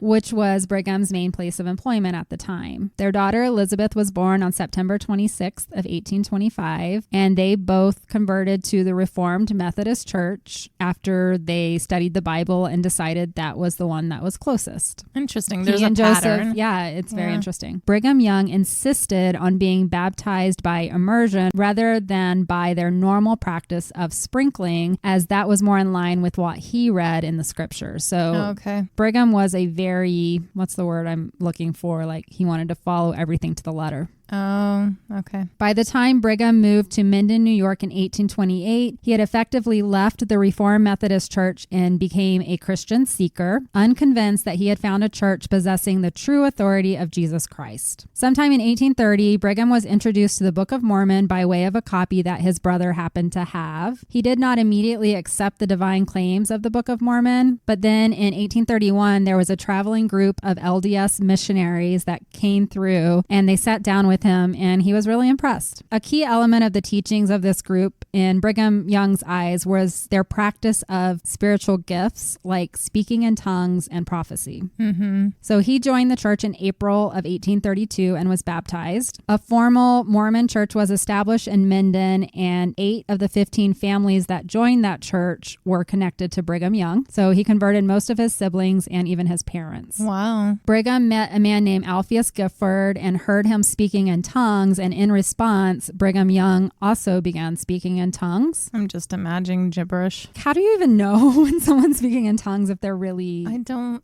understand that. You're inspired to just talk a certain way. Gibberish. Because I've seen other people speaking in tongues, and I'm like, it just reminds me of like a toddler who's just trying to speak English. I would probably just laugh, like, honestly. I can't even do it. So Brigham was hooked after this speaking in tongues, and he decided to join in as a missionary, and he was very good at it. He started traveling all over Western New York and working to convert more people. Sadly, while he was away, his wife, Miriam, died of consumption. Oh, it's just the time. Although his wife passed away and he had young children, that didn't stop him from his mission work. He just asked his close friend's wife, Violet Kimball, to care for his family while he maintained his job as missionary on the road. He had 2 daughters. Okay. While he was traveling, he ended up in Kirtland, Ohio, which is where Joseph Smith was, and that is where Brigham met Joseph for the first time, and he began speaking in tongues to Joseph Smith, and Joseph identified the tongue he was speaking as the Adamic language. Sounds made up, but and they formed this bond through their tongue speaking. That sounds like they're kissing. Through their French kissing. After receiving Joseph Smith's blessing in Kirtland, Brigham set out to preach with his brother. His brother Joseph had actually been a preacher in the Reformed Methodist Church, but Brigham had convinced him to join the Mormons instead. They traveled into Eastern Canada and began converting many Canadians. Oh, wow. Brigham and his 2 daughters, along with his friends, the Kimballs, who was basically taking care and raising his daughters, all moved to Kirtland. When he was there, he became acquainted with a woman named Mary Ann Angel, and the 2 were married in February of 1834. Brigham settled down for a while, no more missionary work, and he was just doing carpentry, painting, glazing, things that he knew to earn money and to help build this new town. His 3rd child and first son was born, and he named him Joseph. Brigham Young would serve 10 missions in total, including wildly successful stints in Canada and Great Britain. He reported seeing angels and was acknowledged by Joseph Smith to be a prophet and a seer. By the time Joseph Smith was killed by the mob in Carthage, Brigham Young was the oldest member of the Quorum of the 12, and it made sense that he would succeed Joseph. I guess so. He really went at it. He was all about it. Now that he had been designated as the official new leader of the LDS Church, he announced that he had received a divine revelation directing him to move move his flock out of America where they would continue to be persecuted. Searching for their next Zion, Brigham chose a sparsely populated area in the Rocky Mountain region that at the time belonged to Mexico. Oh, okay. The ideals among the Mormons at this time was that they must make an exodus much like the Israelites of the Old Testament to escape the bloodthirsty Christians of the United States who served as their version of the Egyptians. Brigham Young became quite paranoid, and he kind of converted Nauvoo into this police state. Okay. Brigham Young also had a strong desire to avenge the blood of their prophet. He created a band of assassins, which were called the Avenging Angels, to silence those that he saw as enemies to the Mormon religion, sometimes including those internal members of the church that weren't quite following the rules. So, getting a little scary here. Yeah. Some believe this is where the whole idea of blood atonement begins, which will become very important when we get to the Ervil LeBaron and Mormon Manson part of this story. So what the doctrine of blood atonement states is essentially there are certain sins that the blood of Jesus Christ cannot redeem. Now, this is very opposite to what you're taught in Christianity, is that Jesus died for our sins and everything is forgiven. I've always heard that everything's forgiven. Well, blood atonement is not practiced by the Mormon Church today. Okay. So you wouldn't have heard it. This was part of Brigham Young's contribution to the church, I guess. Okay, yeah. His amendments. He had something that he called eternal sins. Okay. And these are things that were not covered by the blood of Jesus Christ. And these included apostasy, theft, fornication, or adultery. Wow. He threw that in there for himself. Right? I mean, it's amazing to me to see anybody in any type of power throw adultery in there. Interestingly, I don't know why this was called out, but it said fornication was considered an eternal sin, but not sodomy. Ugh. Which just makes me think there was some weird stuff going in the temple with all the guys. Maybe they didn't know back then you could do butt stuff. Why would it specifically call it out, though? I don't know. Sodomy sounds like an old word. I don't know. Anyways, let's not get hung up on that. The whole idea of blood atonement is that if you committed a sin that was not covered by Jesus' death, then you could atone for their sin by sacrificing their life in a way that would shed blood, and then they would be saved and able to enter the celestial kingdom. So it doesn't make sense. Don't try to make sense of it. I was like, is this kind of like the thing in Italy where if they embarrassed their family, they could kill them? To me, this was just a way for them to make it okay to murder somebody. Okay. That's all it was, because they're like, oh, I'm doing it for his eternal redemption. For his soul. Mm-hmm. Okay. There's a reason that this doctrine was removed very quickly after Brigham Young moved out of his place of power. Why are so many things named after him? That's what I'm saying. When I read this, Kendra. He fucking sucks. I'm not saying the Mormon religion sucks, but Brigham Young, I don't know about him, guys. I mean, it just does remind me of stuff like when Aleister Crowley, he put out part of his amendments to his manifesto. Right. That you could kill someone who didn't believe what you did. Well, that's part of Islam, right? They believe that if you kill someone who is not of the Islamic faith, it's not considered murder. It doesn't count. Gosh, it's risky being a human. I know. When there's other humans making shit up. Yeah. To bring death into it and murder and I just don't and to understand justify why. it. I just don't. There's no need for it. So Brigham Young began leading his people out of Nauvoo, and in July 24th of 1847, a little over 2 years after the death of Joseph Smith, they arrived in Salt Lake City. This date, July 24th, is now recognized as Pioneer Day in Utah. I think they get the day off of school and everything. Yeehaw. When they arrived, Brigham Young declared, "This is the place," and he called it Deseret, which means land of the honeybee, in the Jaredite language from the Book of Mormon. Didn't I say something about Joseph being a beekeeper? You did. Earlier. Are there a lot of honeybees in Utah? I don't know. Now, it took them over 2 years to get to the West. Wow. Their whole idea was to escape American rule, but as soon as they got there, Utah was a state. a little something happened called the Mexican War, and during that time that they were trekking across the states, there was a Treaty of Guadalupe Hidalgo, which was signed, and that essentially gave all that territory to the United States. So they didn't get very far. Yeah. Immediately, Brigham Young petitioned the U.S. Congress to create a Mormon nation. He attempted to claim all of what would eventually become Utah and Nevada, 2/3 of California, 1/3 of Colorado, and many thousands of square miles in Wyoming, New Mexico, and Idaho. Wow.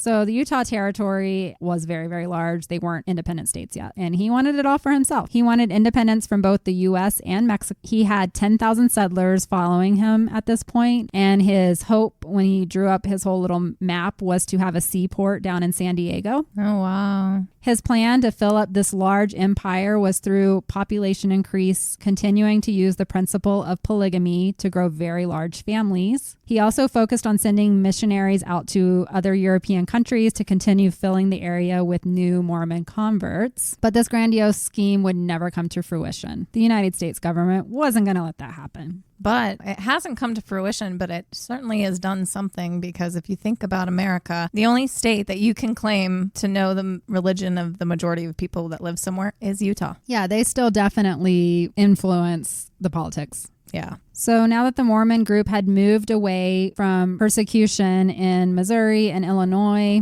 to their promised land in Ohio, they felt like they could openly live the principle of polygamy. Okay. According to Brigham Young, God never introduced the patriarchal order of marriage with a view to please man in his carnal desires, but he introduced it for the express purpose of raising up his name, a royal priesthood. So Brigham Young saw it as core to them growing the religion by producing as many heirs into the Mormon religion as possible. Yeah. Brigham was a practicing polygamist, having at least 56 wives that we know of. That's a lot. Yeah. Sources vary on the actual number of how many wives he had as well as their ages. This might be where you've heard some of this from before. While the majority of the sealings were for eternity, some of the sealings were for time only, meaning that Young was sealed to these women as a proxy for their previous husbands who had passed away. Okay. So while he would marry them, they weren't technically his wife. Historians also note that not all of the 56 marriages were conjugal.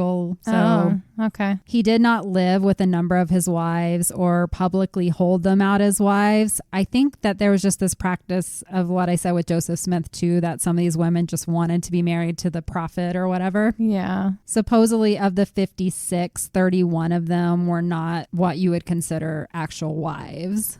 But that still leaves him quite a bit. Yeah, that's still quite a bit. 25 women that he was sleeping with. Yeah. And if you're not even living with all of those, so you're not even taking care of them. So the whole thing of you taking care of them doesn't make sense. I do want to mention that the Mormon church was pretty lenient when it came to divorce and the ability for a woman to leave her husband for any reason, which I thought was pretty progressive, actually. Yeah. I don't know how it is today. I don't know if it's frowned upon. I think it's frowned upon. A lot of the historians believe that they made it where women could easily leave their husbands because then it would make them more accepting of polygamy. Oh, well, then that would make sense back then. Mm-hmm. I think nowadays it's frowned upon. It's not like you're going to get excommunicated for having a divorce, but that doesn't mean it's going to probably be easy for you because it's a holy family. I know that when my parents separated, it wasn't received well. Yeah. I've seen some conflicting information because while a woman could leave her husband in this life, if she had been sealed to him, she would still be connected to him in the celestial heaven. What we've talked about just in general with like the whole universe and the afterlife and blah, blah, blah, we probably just become energy beings. So there's not going to be any bad blood once you're up in the heavens anyway. True. Right? True. We're going to get rid of these stupid, trivial bullshit that humans go through. Right. So before Brigham Young's death, he would end up having 57 children by 16 of his wives. Wow. And if they're still all in Utah, a lot of them might be related. Yeah. We're going to get into all of that incest and all that stuff too soon because these communities were small enough that it was going to happen eventually when you're marrying multiple wives. That's true. They had a different view on it. Yeah. Once he was in Salt Lake City, he started building up a whole area for all of these wives, and they had several places to accommodate his sizable family. The Beehive House and the Lion House remain in Salt Lake City today. They're prominent landmarks that you can visit. Really? But there was one big problem. Polygamy posed a direct challenge to the laws of the United States, and this would continue to be what would lead to conflict between Brigham Young and the federal government for most of his life. Yeah. I don't understand why these guys held on to polygamy so strong. They could have done so much. Because there's so much freedom with it. Yeah. And they could do whatever they wanted. I guess. For those that used it as power, it probably became like a status thing. Like, well, I have more wives than you. It was definitely because you had to make a certain amount of money to be able to support that many wives. Yeah. And there was something else I read and didn't write down because there's too much, because they had this communal nature, you know, where everybody had to basically give everything they owned to the church when they moved there, that Brigham Young had these 56 wives and they lived in a very nice, prominent part of Salt Lake City while others were living in complete poverty with only 2 wives. So it was definitely a status symbol to be like, well, I can afford to have all these wives. But also the church was dictating how much money everybody got. So, and were they still choosing who was with who? Yes. They were using polygamy as power. Yeah. To say, oh, well, you know, if you do this for me, then I'll make sure you get the 7 wives that will give you godhood. But if you're not, you know, doing everything I want, I'm only going to let you have 3 wives. Okay. There was a lot of that stupid bullshit going on. How was there an excess of this many women? There weren't. Remember me talking about they had to like give away their young daughters? Yeah. If I was a woman in this religion at that time, I would pray I never had a daughter. Seriously. I just want to have lots of boys. In 1848, with the election of Zachary Taylor as president of the United States, the debate around what should be done with the Mormons in the Utah Territory really started heating up. Zachary Taylor was openly hostile to the Mormons. He viewed them as religious fanatics with abhorrent sexual practices. They were also a barrier and rival power to the federal government as they were trying to expand westward to capitalize on the gold rush. Yeah. So it wasn't all just about polygamy. It was also like resources. This is too big of a group of people that we can't control. Yeah. President Taylor would die suddenly 2 years after his election, and there were rumors that the Mormons may have had something to do with it. Poison. Perhaps he was poisoned. It didn't really help that Brigham Young stepped forward right after President Taylor died and said, "Taylor is dead and in hell, and I'm glad of it. Any president who lifts his fingers against the people shall die an untimely death and go to hell." So it was confirmed. I just have to bring this up. In 2011, they exhumed Zachary Taylor's body to finally put the case to rest that he died from natural causes. He was not assassinated, but that rumor persisted for a long time. Yeah. And people use that against the Mormons. Oh, come on. Give me a break. Did you really love that president? Right. But come on, Brigham Young, you didn't need to step up and say you were glad and he should go to hell. I don't know. They might have had some words with each other. Yeah, who knows? So now we have a new president moving in. His name was Millard Fillmore. I forget about some of these presidents. There's been so many. I'm like, I know. Wow. I don't know half of them. I didn't memorize them in school like I should have. I don't care about them. I don't care. They're just a bunch of old white dudes doing old white dude shit. That was never good for anybody, probably. It never has been. So Fillmore moved into office and he was reluctant to antagonize the Mormons after his predecessor just died and they didn't know. He was also appalled by the practice of polygamy, but he kind of tried to leave them alone. They were just jealous. Probably. I don't think they were appalled. They were appalled when their wife was in the room. But when their wife was gone, they were like, damn it, I want to be Mormon. You're probably secretly plotting how to convert their family. Probably. As a concession and also to try and maybe save his own neck, he appointed Brigham Young as governor of the Utah Territory in 1851. Oh, wow. As governor and church president, Brigham Young directed both religious and economic matters. Under his direction, they built roads, bridges, forts, and irrigation projects. They established public welfare. They actually did a lot of great things setting up Utah. Yeah. They organized the militia, of course. He also directed the establishment of settlements throughout present-day Utah, Idaho, Arizona, Nevada, California, and parts of southern Colorado. So that's why you see the Mormons spread out in a lot of the areas out here in the West. Yeah. He also started a colony down in northern Mexico, which we're going to come to. We're leading towards that. Slower than I thought it would take, but we're getting there eventually. The Mormons were not only fighting with the federal government, they were also having scuffles with the native tribes in the Utah Territory. Not a surprise. This is where it's going to get really tough to talk about. And this is why I say I think Brigham Young is not a nice man. Oh. In 1850, he issued a selective extermination order against male Timpanogos, which was one of the Native American tribes there. This resulted in the murder of 50 to 100 members of that tribe. Oh, wow. I didn't know that. And it led to a series of wars. They went back and forth for a long time, and then eventually somehow they made peace, but he did not start off on a good foot. No, not at all. Brigham Young's leadership style has been viewed as autocratic. And for those of you who may not know what that means, because I did not, I did look up the definition. And an autocratic leadership style is characterized by individual control over all decisions and little input from group members. Yeah, that's Aleister Crowley. Autocratic leaders typically make choices based on their ideas and judgments and rarely accept advice from followers. Mm-hmm. So basically one step down from a dictatorship. Yep. Brigham Young felt that he had the only correct direction from God to lead his people. He wasn't taking a lot of advice. It was just handed to you.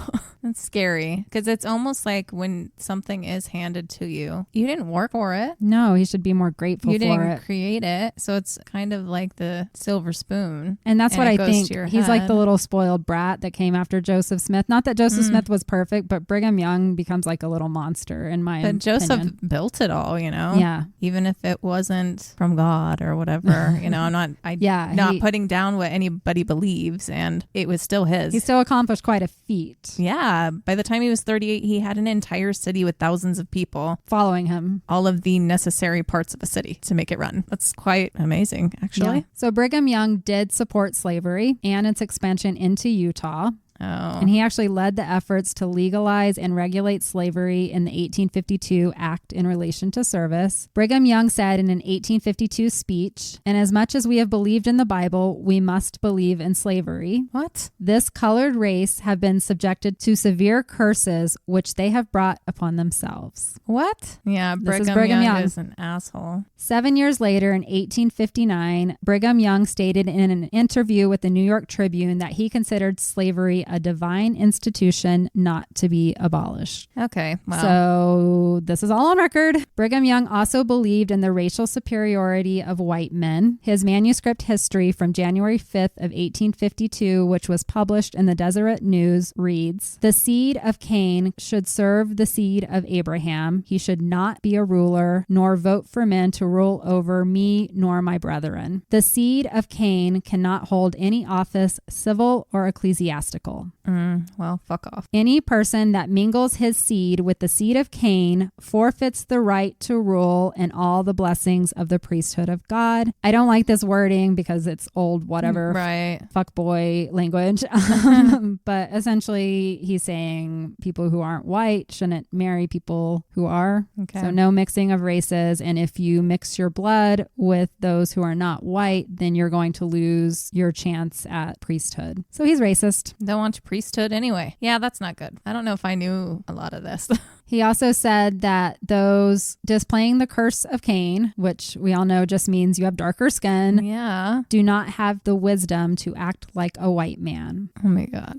And it wasn't just to those of African descent that Young did not agree with. At this time, Chinese and Japanese people were immigrating to America. A lot of them were working on the railroad that was starting, and he didn't like them either. He said that all immigrants that were not white needed to be governed by white men, as they would have no understanding of how society worked. Has he been to ancient Asia?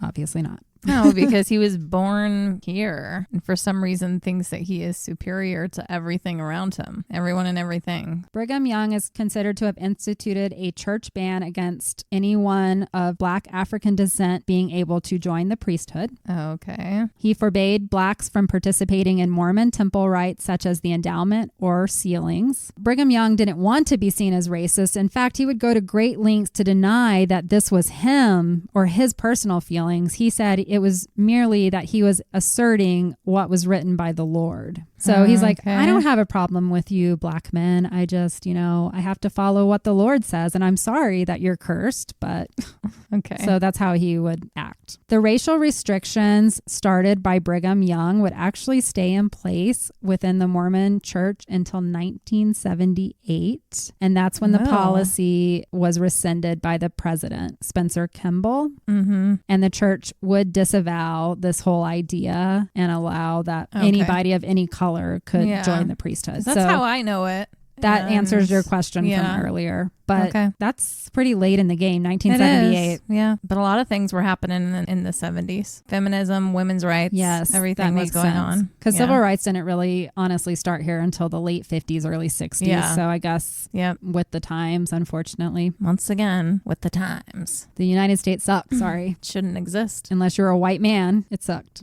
Yep. So Brigham Young and his band of Mormons continued to be a problem for the U.S. government. There were many books coming out at this time. I talked about the women's rights advocates earlier, and there were people out there writing books about how horrible polygamy was, and specifically for the women that were trapped in this religion. I mean, we were kind of talking off mic earlier, back then, if there really wasn't much to do as far as like having ambition to start a career or something. For some women, it was probably just fine. Yeah, they were okay. It's not like they had to sleep with them every day, and some probably didn't at all. They had a house and they had sister wives that they could play games with every day. I don't know. So for some, it probably wasn't a bad deal. Yeah, and if you're the first wife, you did. There was a hierarchy among the wives, which is really interesting. I could do a whole episode about polygamy and all the stuff I've learned. It's wild.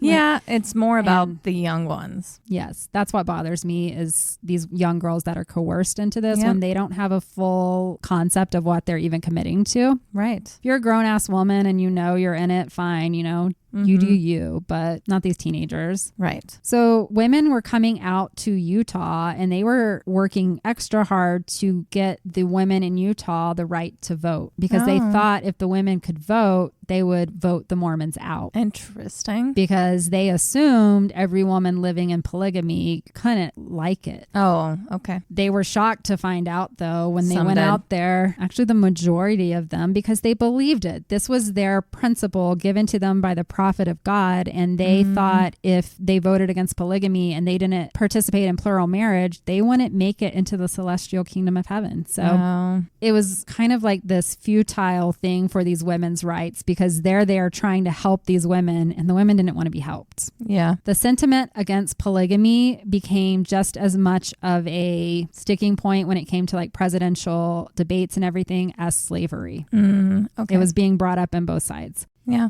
Jump forward a few years, we now have a new president in place, and his name was James Buchanan. And he was opposite of Fillmore, where Fillmore just kind of took a backseat approach. James Buchanan was not afraid to push back on Brigham Young and the theocracy that he was trying to build in the Utah territory. Word got out to Brigham Young that the federal government was going to send troops to remove Brigham from power and secure the Utah territory as their own. Brigham Young, he got everyone into a frenzy, believing that they were all going to be persecuted again, forced to move out of Deseret, or even killed by the government. Okay. He also became very paranoid during this point, and in the beginning of the winter of 1856, Brigham Young began what he called his Mormon Reformation, and he started delivering some really fiery sermons. They were demanding that everyone be rebaptized, and that it almost became like a witch trial. He asked the saints to start informing against each other. This is also when Brigham Young started preaching about blood atonement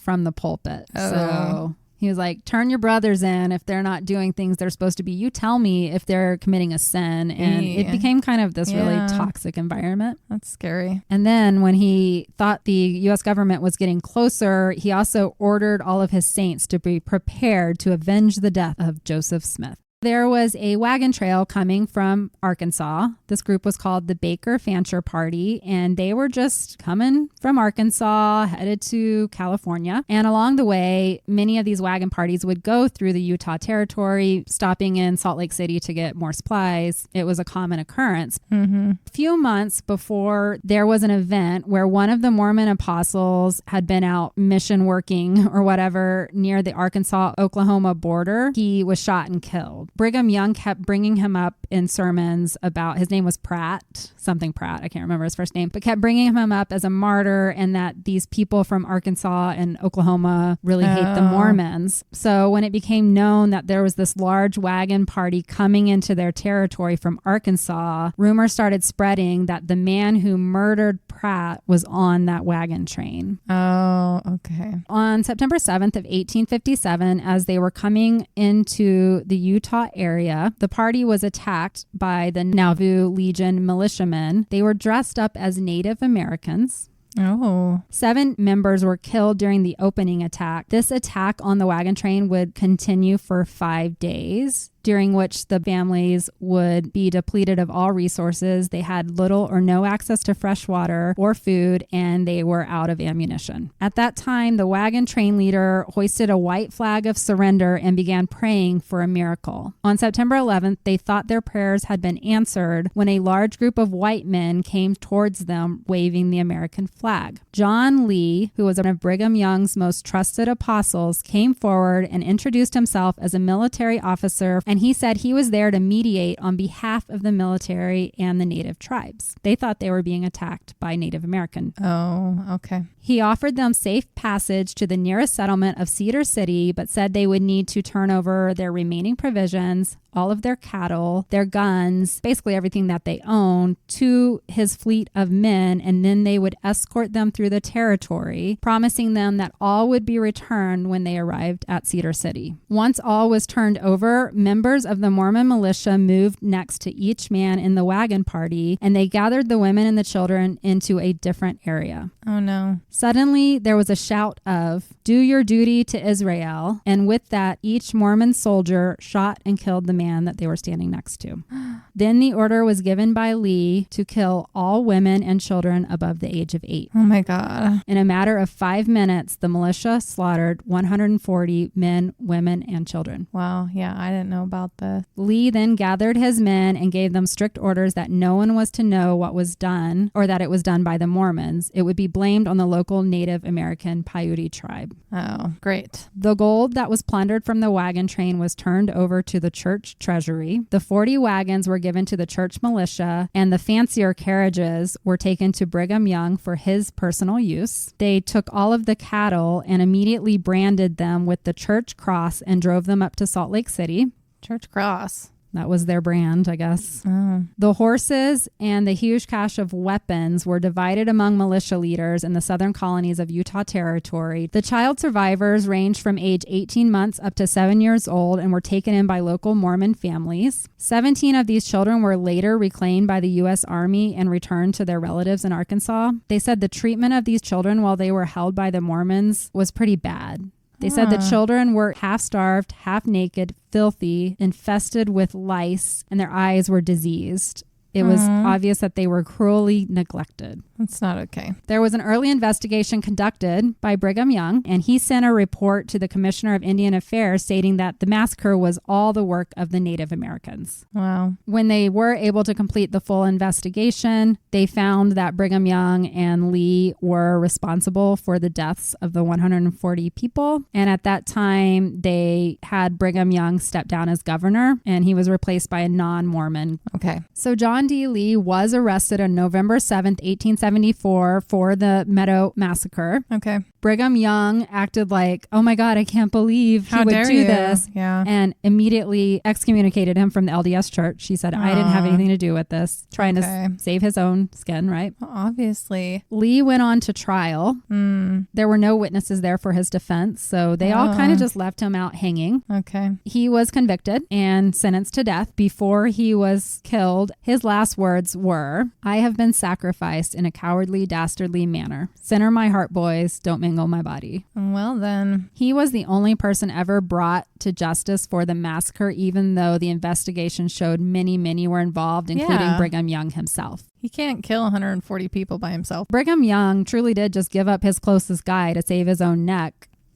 After death, there was a signed confession given to the press from John Lee, where he specifically stated that those with me at the time were acting under direct orders from the Church of Jesus Christ of Latter-day Saints. Brigham Young. He said the horrid deeds committed were done as a duty which we believed we owed to God and our church. We were all sworn to secrecy before and after the massacre. The penalty for giving information concerning it was death. So he would have been killed either way. Right. He he got his words out there, and I think it's pretty clear. It's not really something you mess around with. Before his death, John Lee predicted that if he was guilty, he would never be heard from again. But he told his sons, if I am innocent in this, Brigham Young will die within 1 year. Okay. What do you know? 5 months later, Brigham Young would fall critically ill with cramps and vomiting after gorging himself on corn and peaches. And 6 days later, on August 29th, 1877, Brigham Young died. Or it was aqua tofana. It could have been. Brigham Young had suffered from some kind of inflammation of the bowels. Sounds like maybe IBS or something his whole life. He was a large man. Oh. He was eating well while many others were starving. It's hard to imagine someone dying from peaches and corn. They believe he died from a ruptured appendix. Oh, okay. There's a lot of different things, but he died of some kind of digestive thing. Yeah. There were rumors circulating that he had been poisoned by one of John Lee's sons to avenge their father and to fulfill the prophecy, he said. Yeah. It's a possibility. We wouldn't know. Brigham Young's last words were, Joseph, Joseph, Joseph.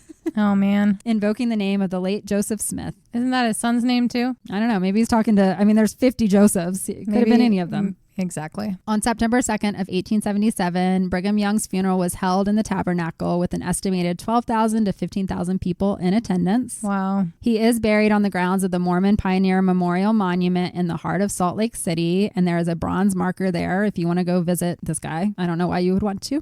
While he was alive, Brigham Young engaged in a vast assortment of commercial ventures by himself and in partnership with others. This included a wagon express company, a ferry boat company, a railroad, lumber processing, wool. He was doing a lot of things. Yeah. At the time of his death, Brigham Young was the wealthiest man in Utah with an estimated personal fortune of $600,000. That is equivalent to $18 million today. Okay. Which is nothing now. And as I mentioned before, while Brigham was amassing quite the fortune, the majority of Mormons living in the smaller colonies throughout the Utah Territory were living in poverty. Yeah. It's just tale as old as time. Yep. Always. Preachers are rich and the members are poor. Yep. After Brigham Young's death, the Quorum of the 12 Apostles stepped up to become the ruling faction of the LDS Church, and they elected John Taylor as president. Taylor had been part of the church since the Nauvoo days. In fact, he was in the jail with Joseph Smith and Hiram when they were killed by the mob. He did get shot, but he had a pocket watch in his shirt at the time, and it saved his life.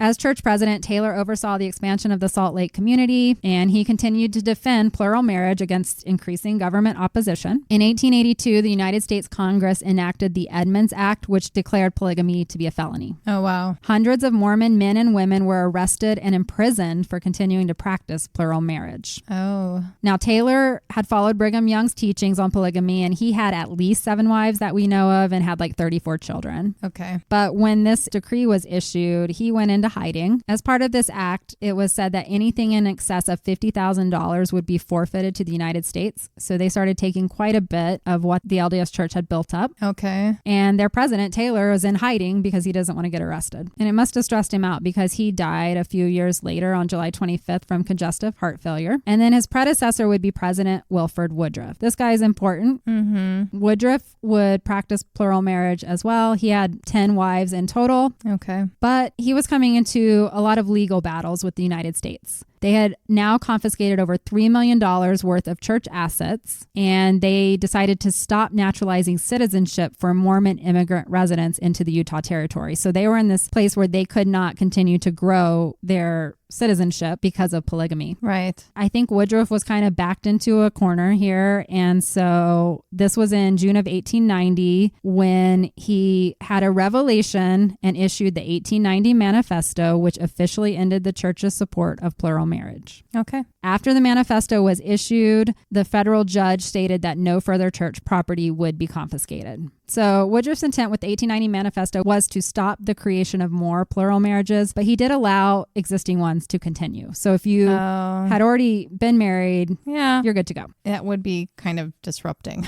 Yeah, I don't know what else you would do.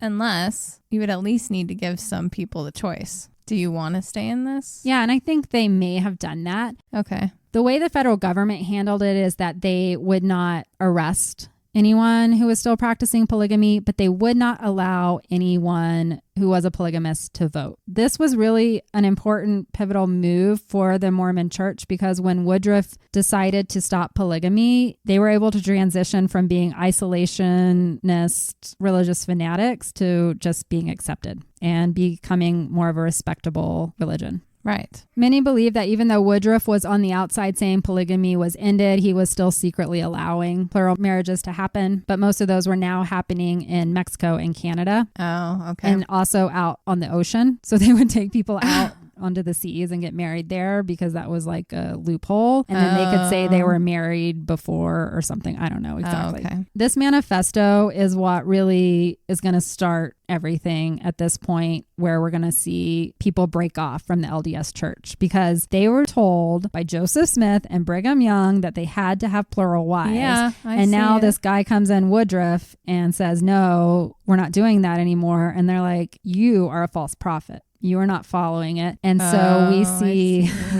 all these sects break off and become what they call Mormon fundamentalists. Yep. All the fundamentalist sects that still exist today, there are quite a few, we'll talk about that at the end, but they all said that the 1890 manifesto was not a real revelation of the kind given by God to Joseph Smith or Brigham Young, but rather it was a politically expedient document to appease the United States government. And it was also the only way that Utah would have gained statehood. Okay. I think a lot of us have heard this before. Yeah. Just like slavery, this was an issue that was a make or break. Right. Woodruff knew that they would just remove them all again. Yeah. And he kind of did what he had to do. And they had really solidified themselves in that area now. Yes. They were making very good money. Yeah. Where are they going to go? Yeah. So statehood was granted in 1896 under the condition that they put in the state constitution that polygamous or plural marriages are forever prohibited. And that is still in the state constitution today in Utah. Wow. Okay. Specifically in Utah. Because it's never come up anywhere else.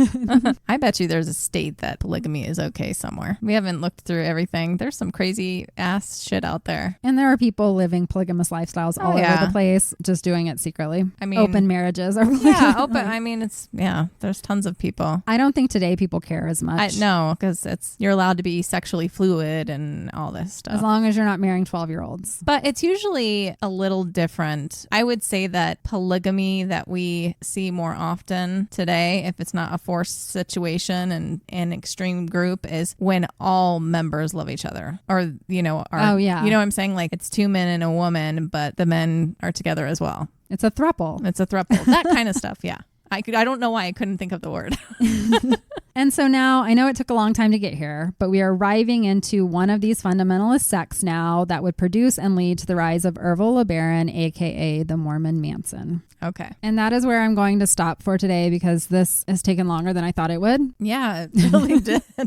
Hopefully it was interesting to everyone. I know we haven't gotten into all the bloody legacy of Ervil LeBaron yet, but please come back. It's a crazy story. Yeah. It took us a minute to get there, but I think it's important to understand the background of a religion. Yeah. And because then you understand why, because a lot of us question when people are in cults, like how could anyone, when you are indoctrinated in this type of belief your whole life and you hear all of this and they use the scriptures written by Brigham Young and Joseph Smith to justify what they're doing, you need to understand where that's coming from to even, to me, for the story to make sense. And so that's why I wanted to go into the detail that I did, and we all learned a little something. Yeah, I think there's a lot of questions around Mormonism just in general. Just to remind everybody, that's not what it is today. Right. But I think there's some confusion of members today as well and the history of what started things. So it was eye-opening for me in a lot of ways. And that Mountain Meadow Massacre, I didn't get a chance to mention this. It was taught for many, many years in Utah, might still be today, that those people were killed by Native Americans.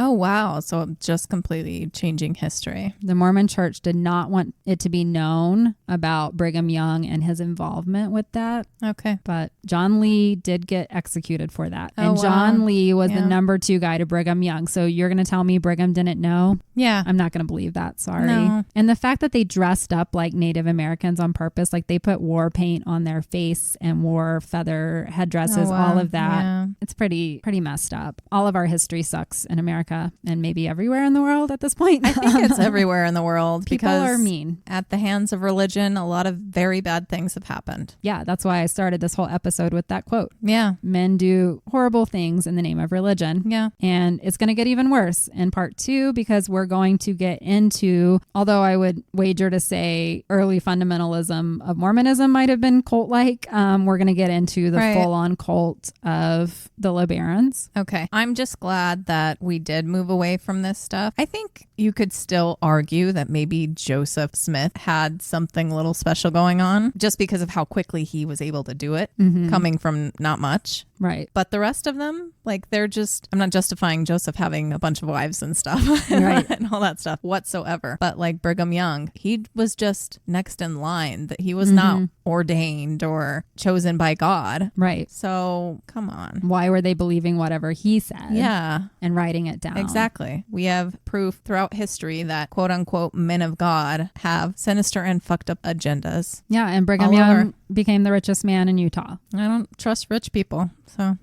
not when your followers are in poverty. Exactly. It's the Catholic Church does this too. Everybody does it. Every other religion I can think of. Honestly, the Mormon religion today probably still does that to some extent. Yeah. They're taking money from people, tithing, whatever, and people higher up in the church are making more money than the people giving, their meager wages to the church, thinking that they're helping in some way. I think a lot of it is out of view, maybe more so in Utah. It's not as, from what I've experienced anyway, each location is its own ward, essentially. Okay. So you're going to have a difference in levels of people there.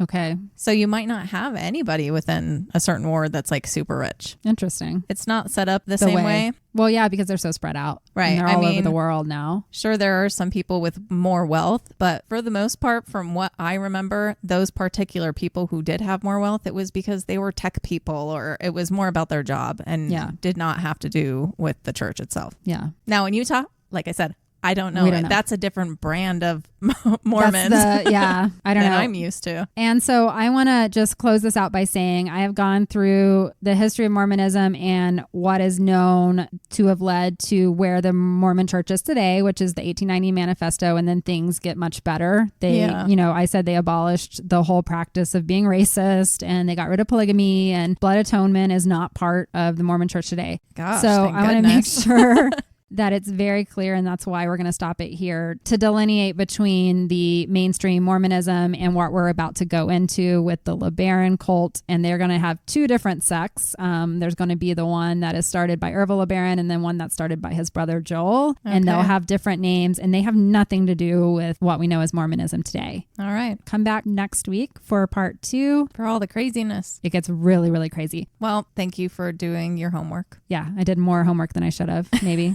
It's a lot longer than I thought. I think it's interesting to learn about religion in general. So, well, I hope you guys enjoyed this episode. Please come back. If you have any stories that you would like us to cover or just something interesting you'd like to get our opinions on for whatever fucking reason, please send your suggestions and lab reports to lucidlabpodcast@gmail.com. We are on all of the social platforms, TikTok, YouTube, Facebook, and Instagram, all at Lucid Lab Podcast, one word. And we will see you soon. Alrighty. Stay lucid, guys. Bye. Goodbye.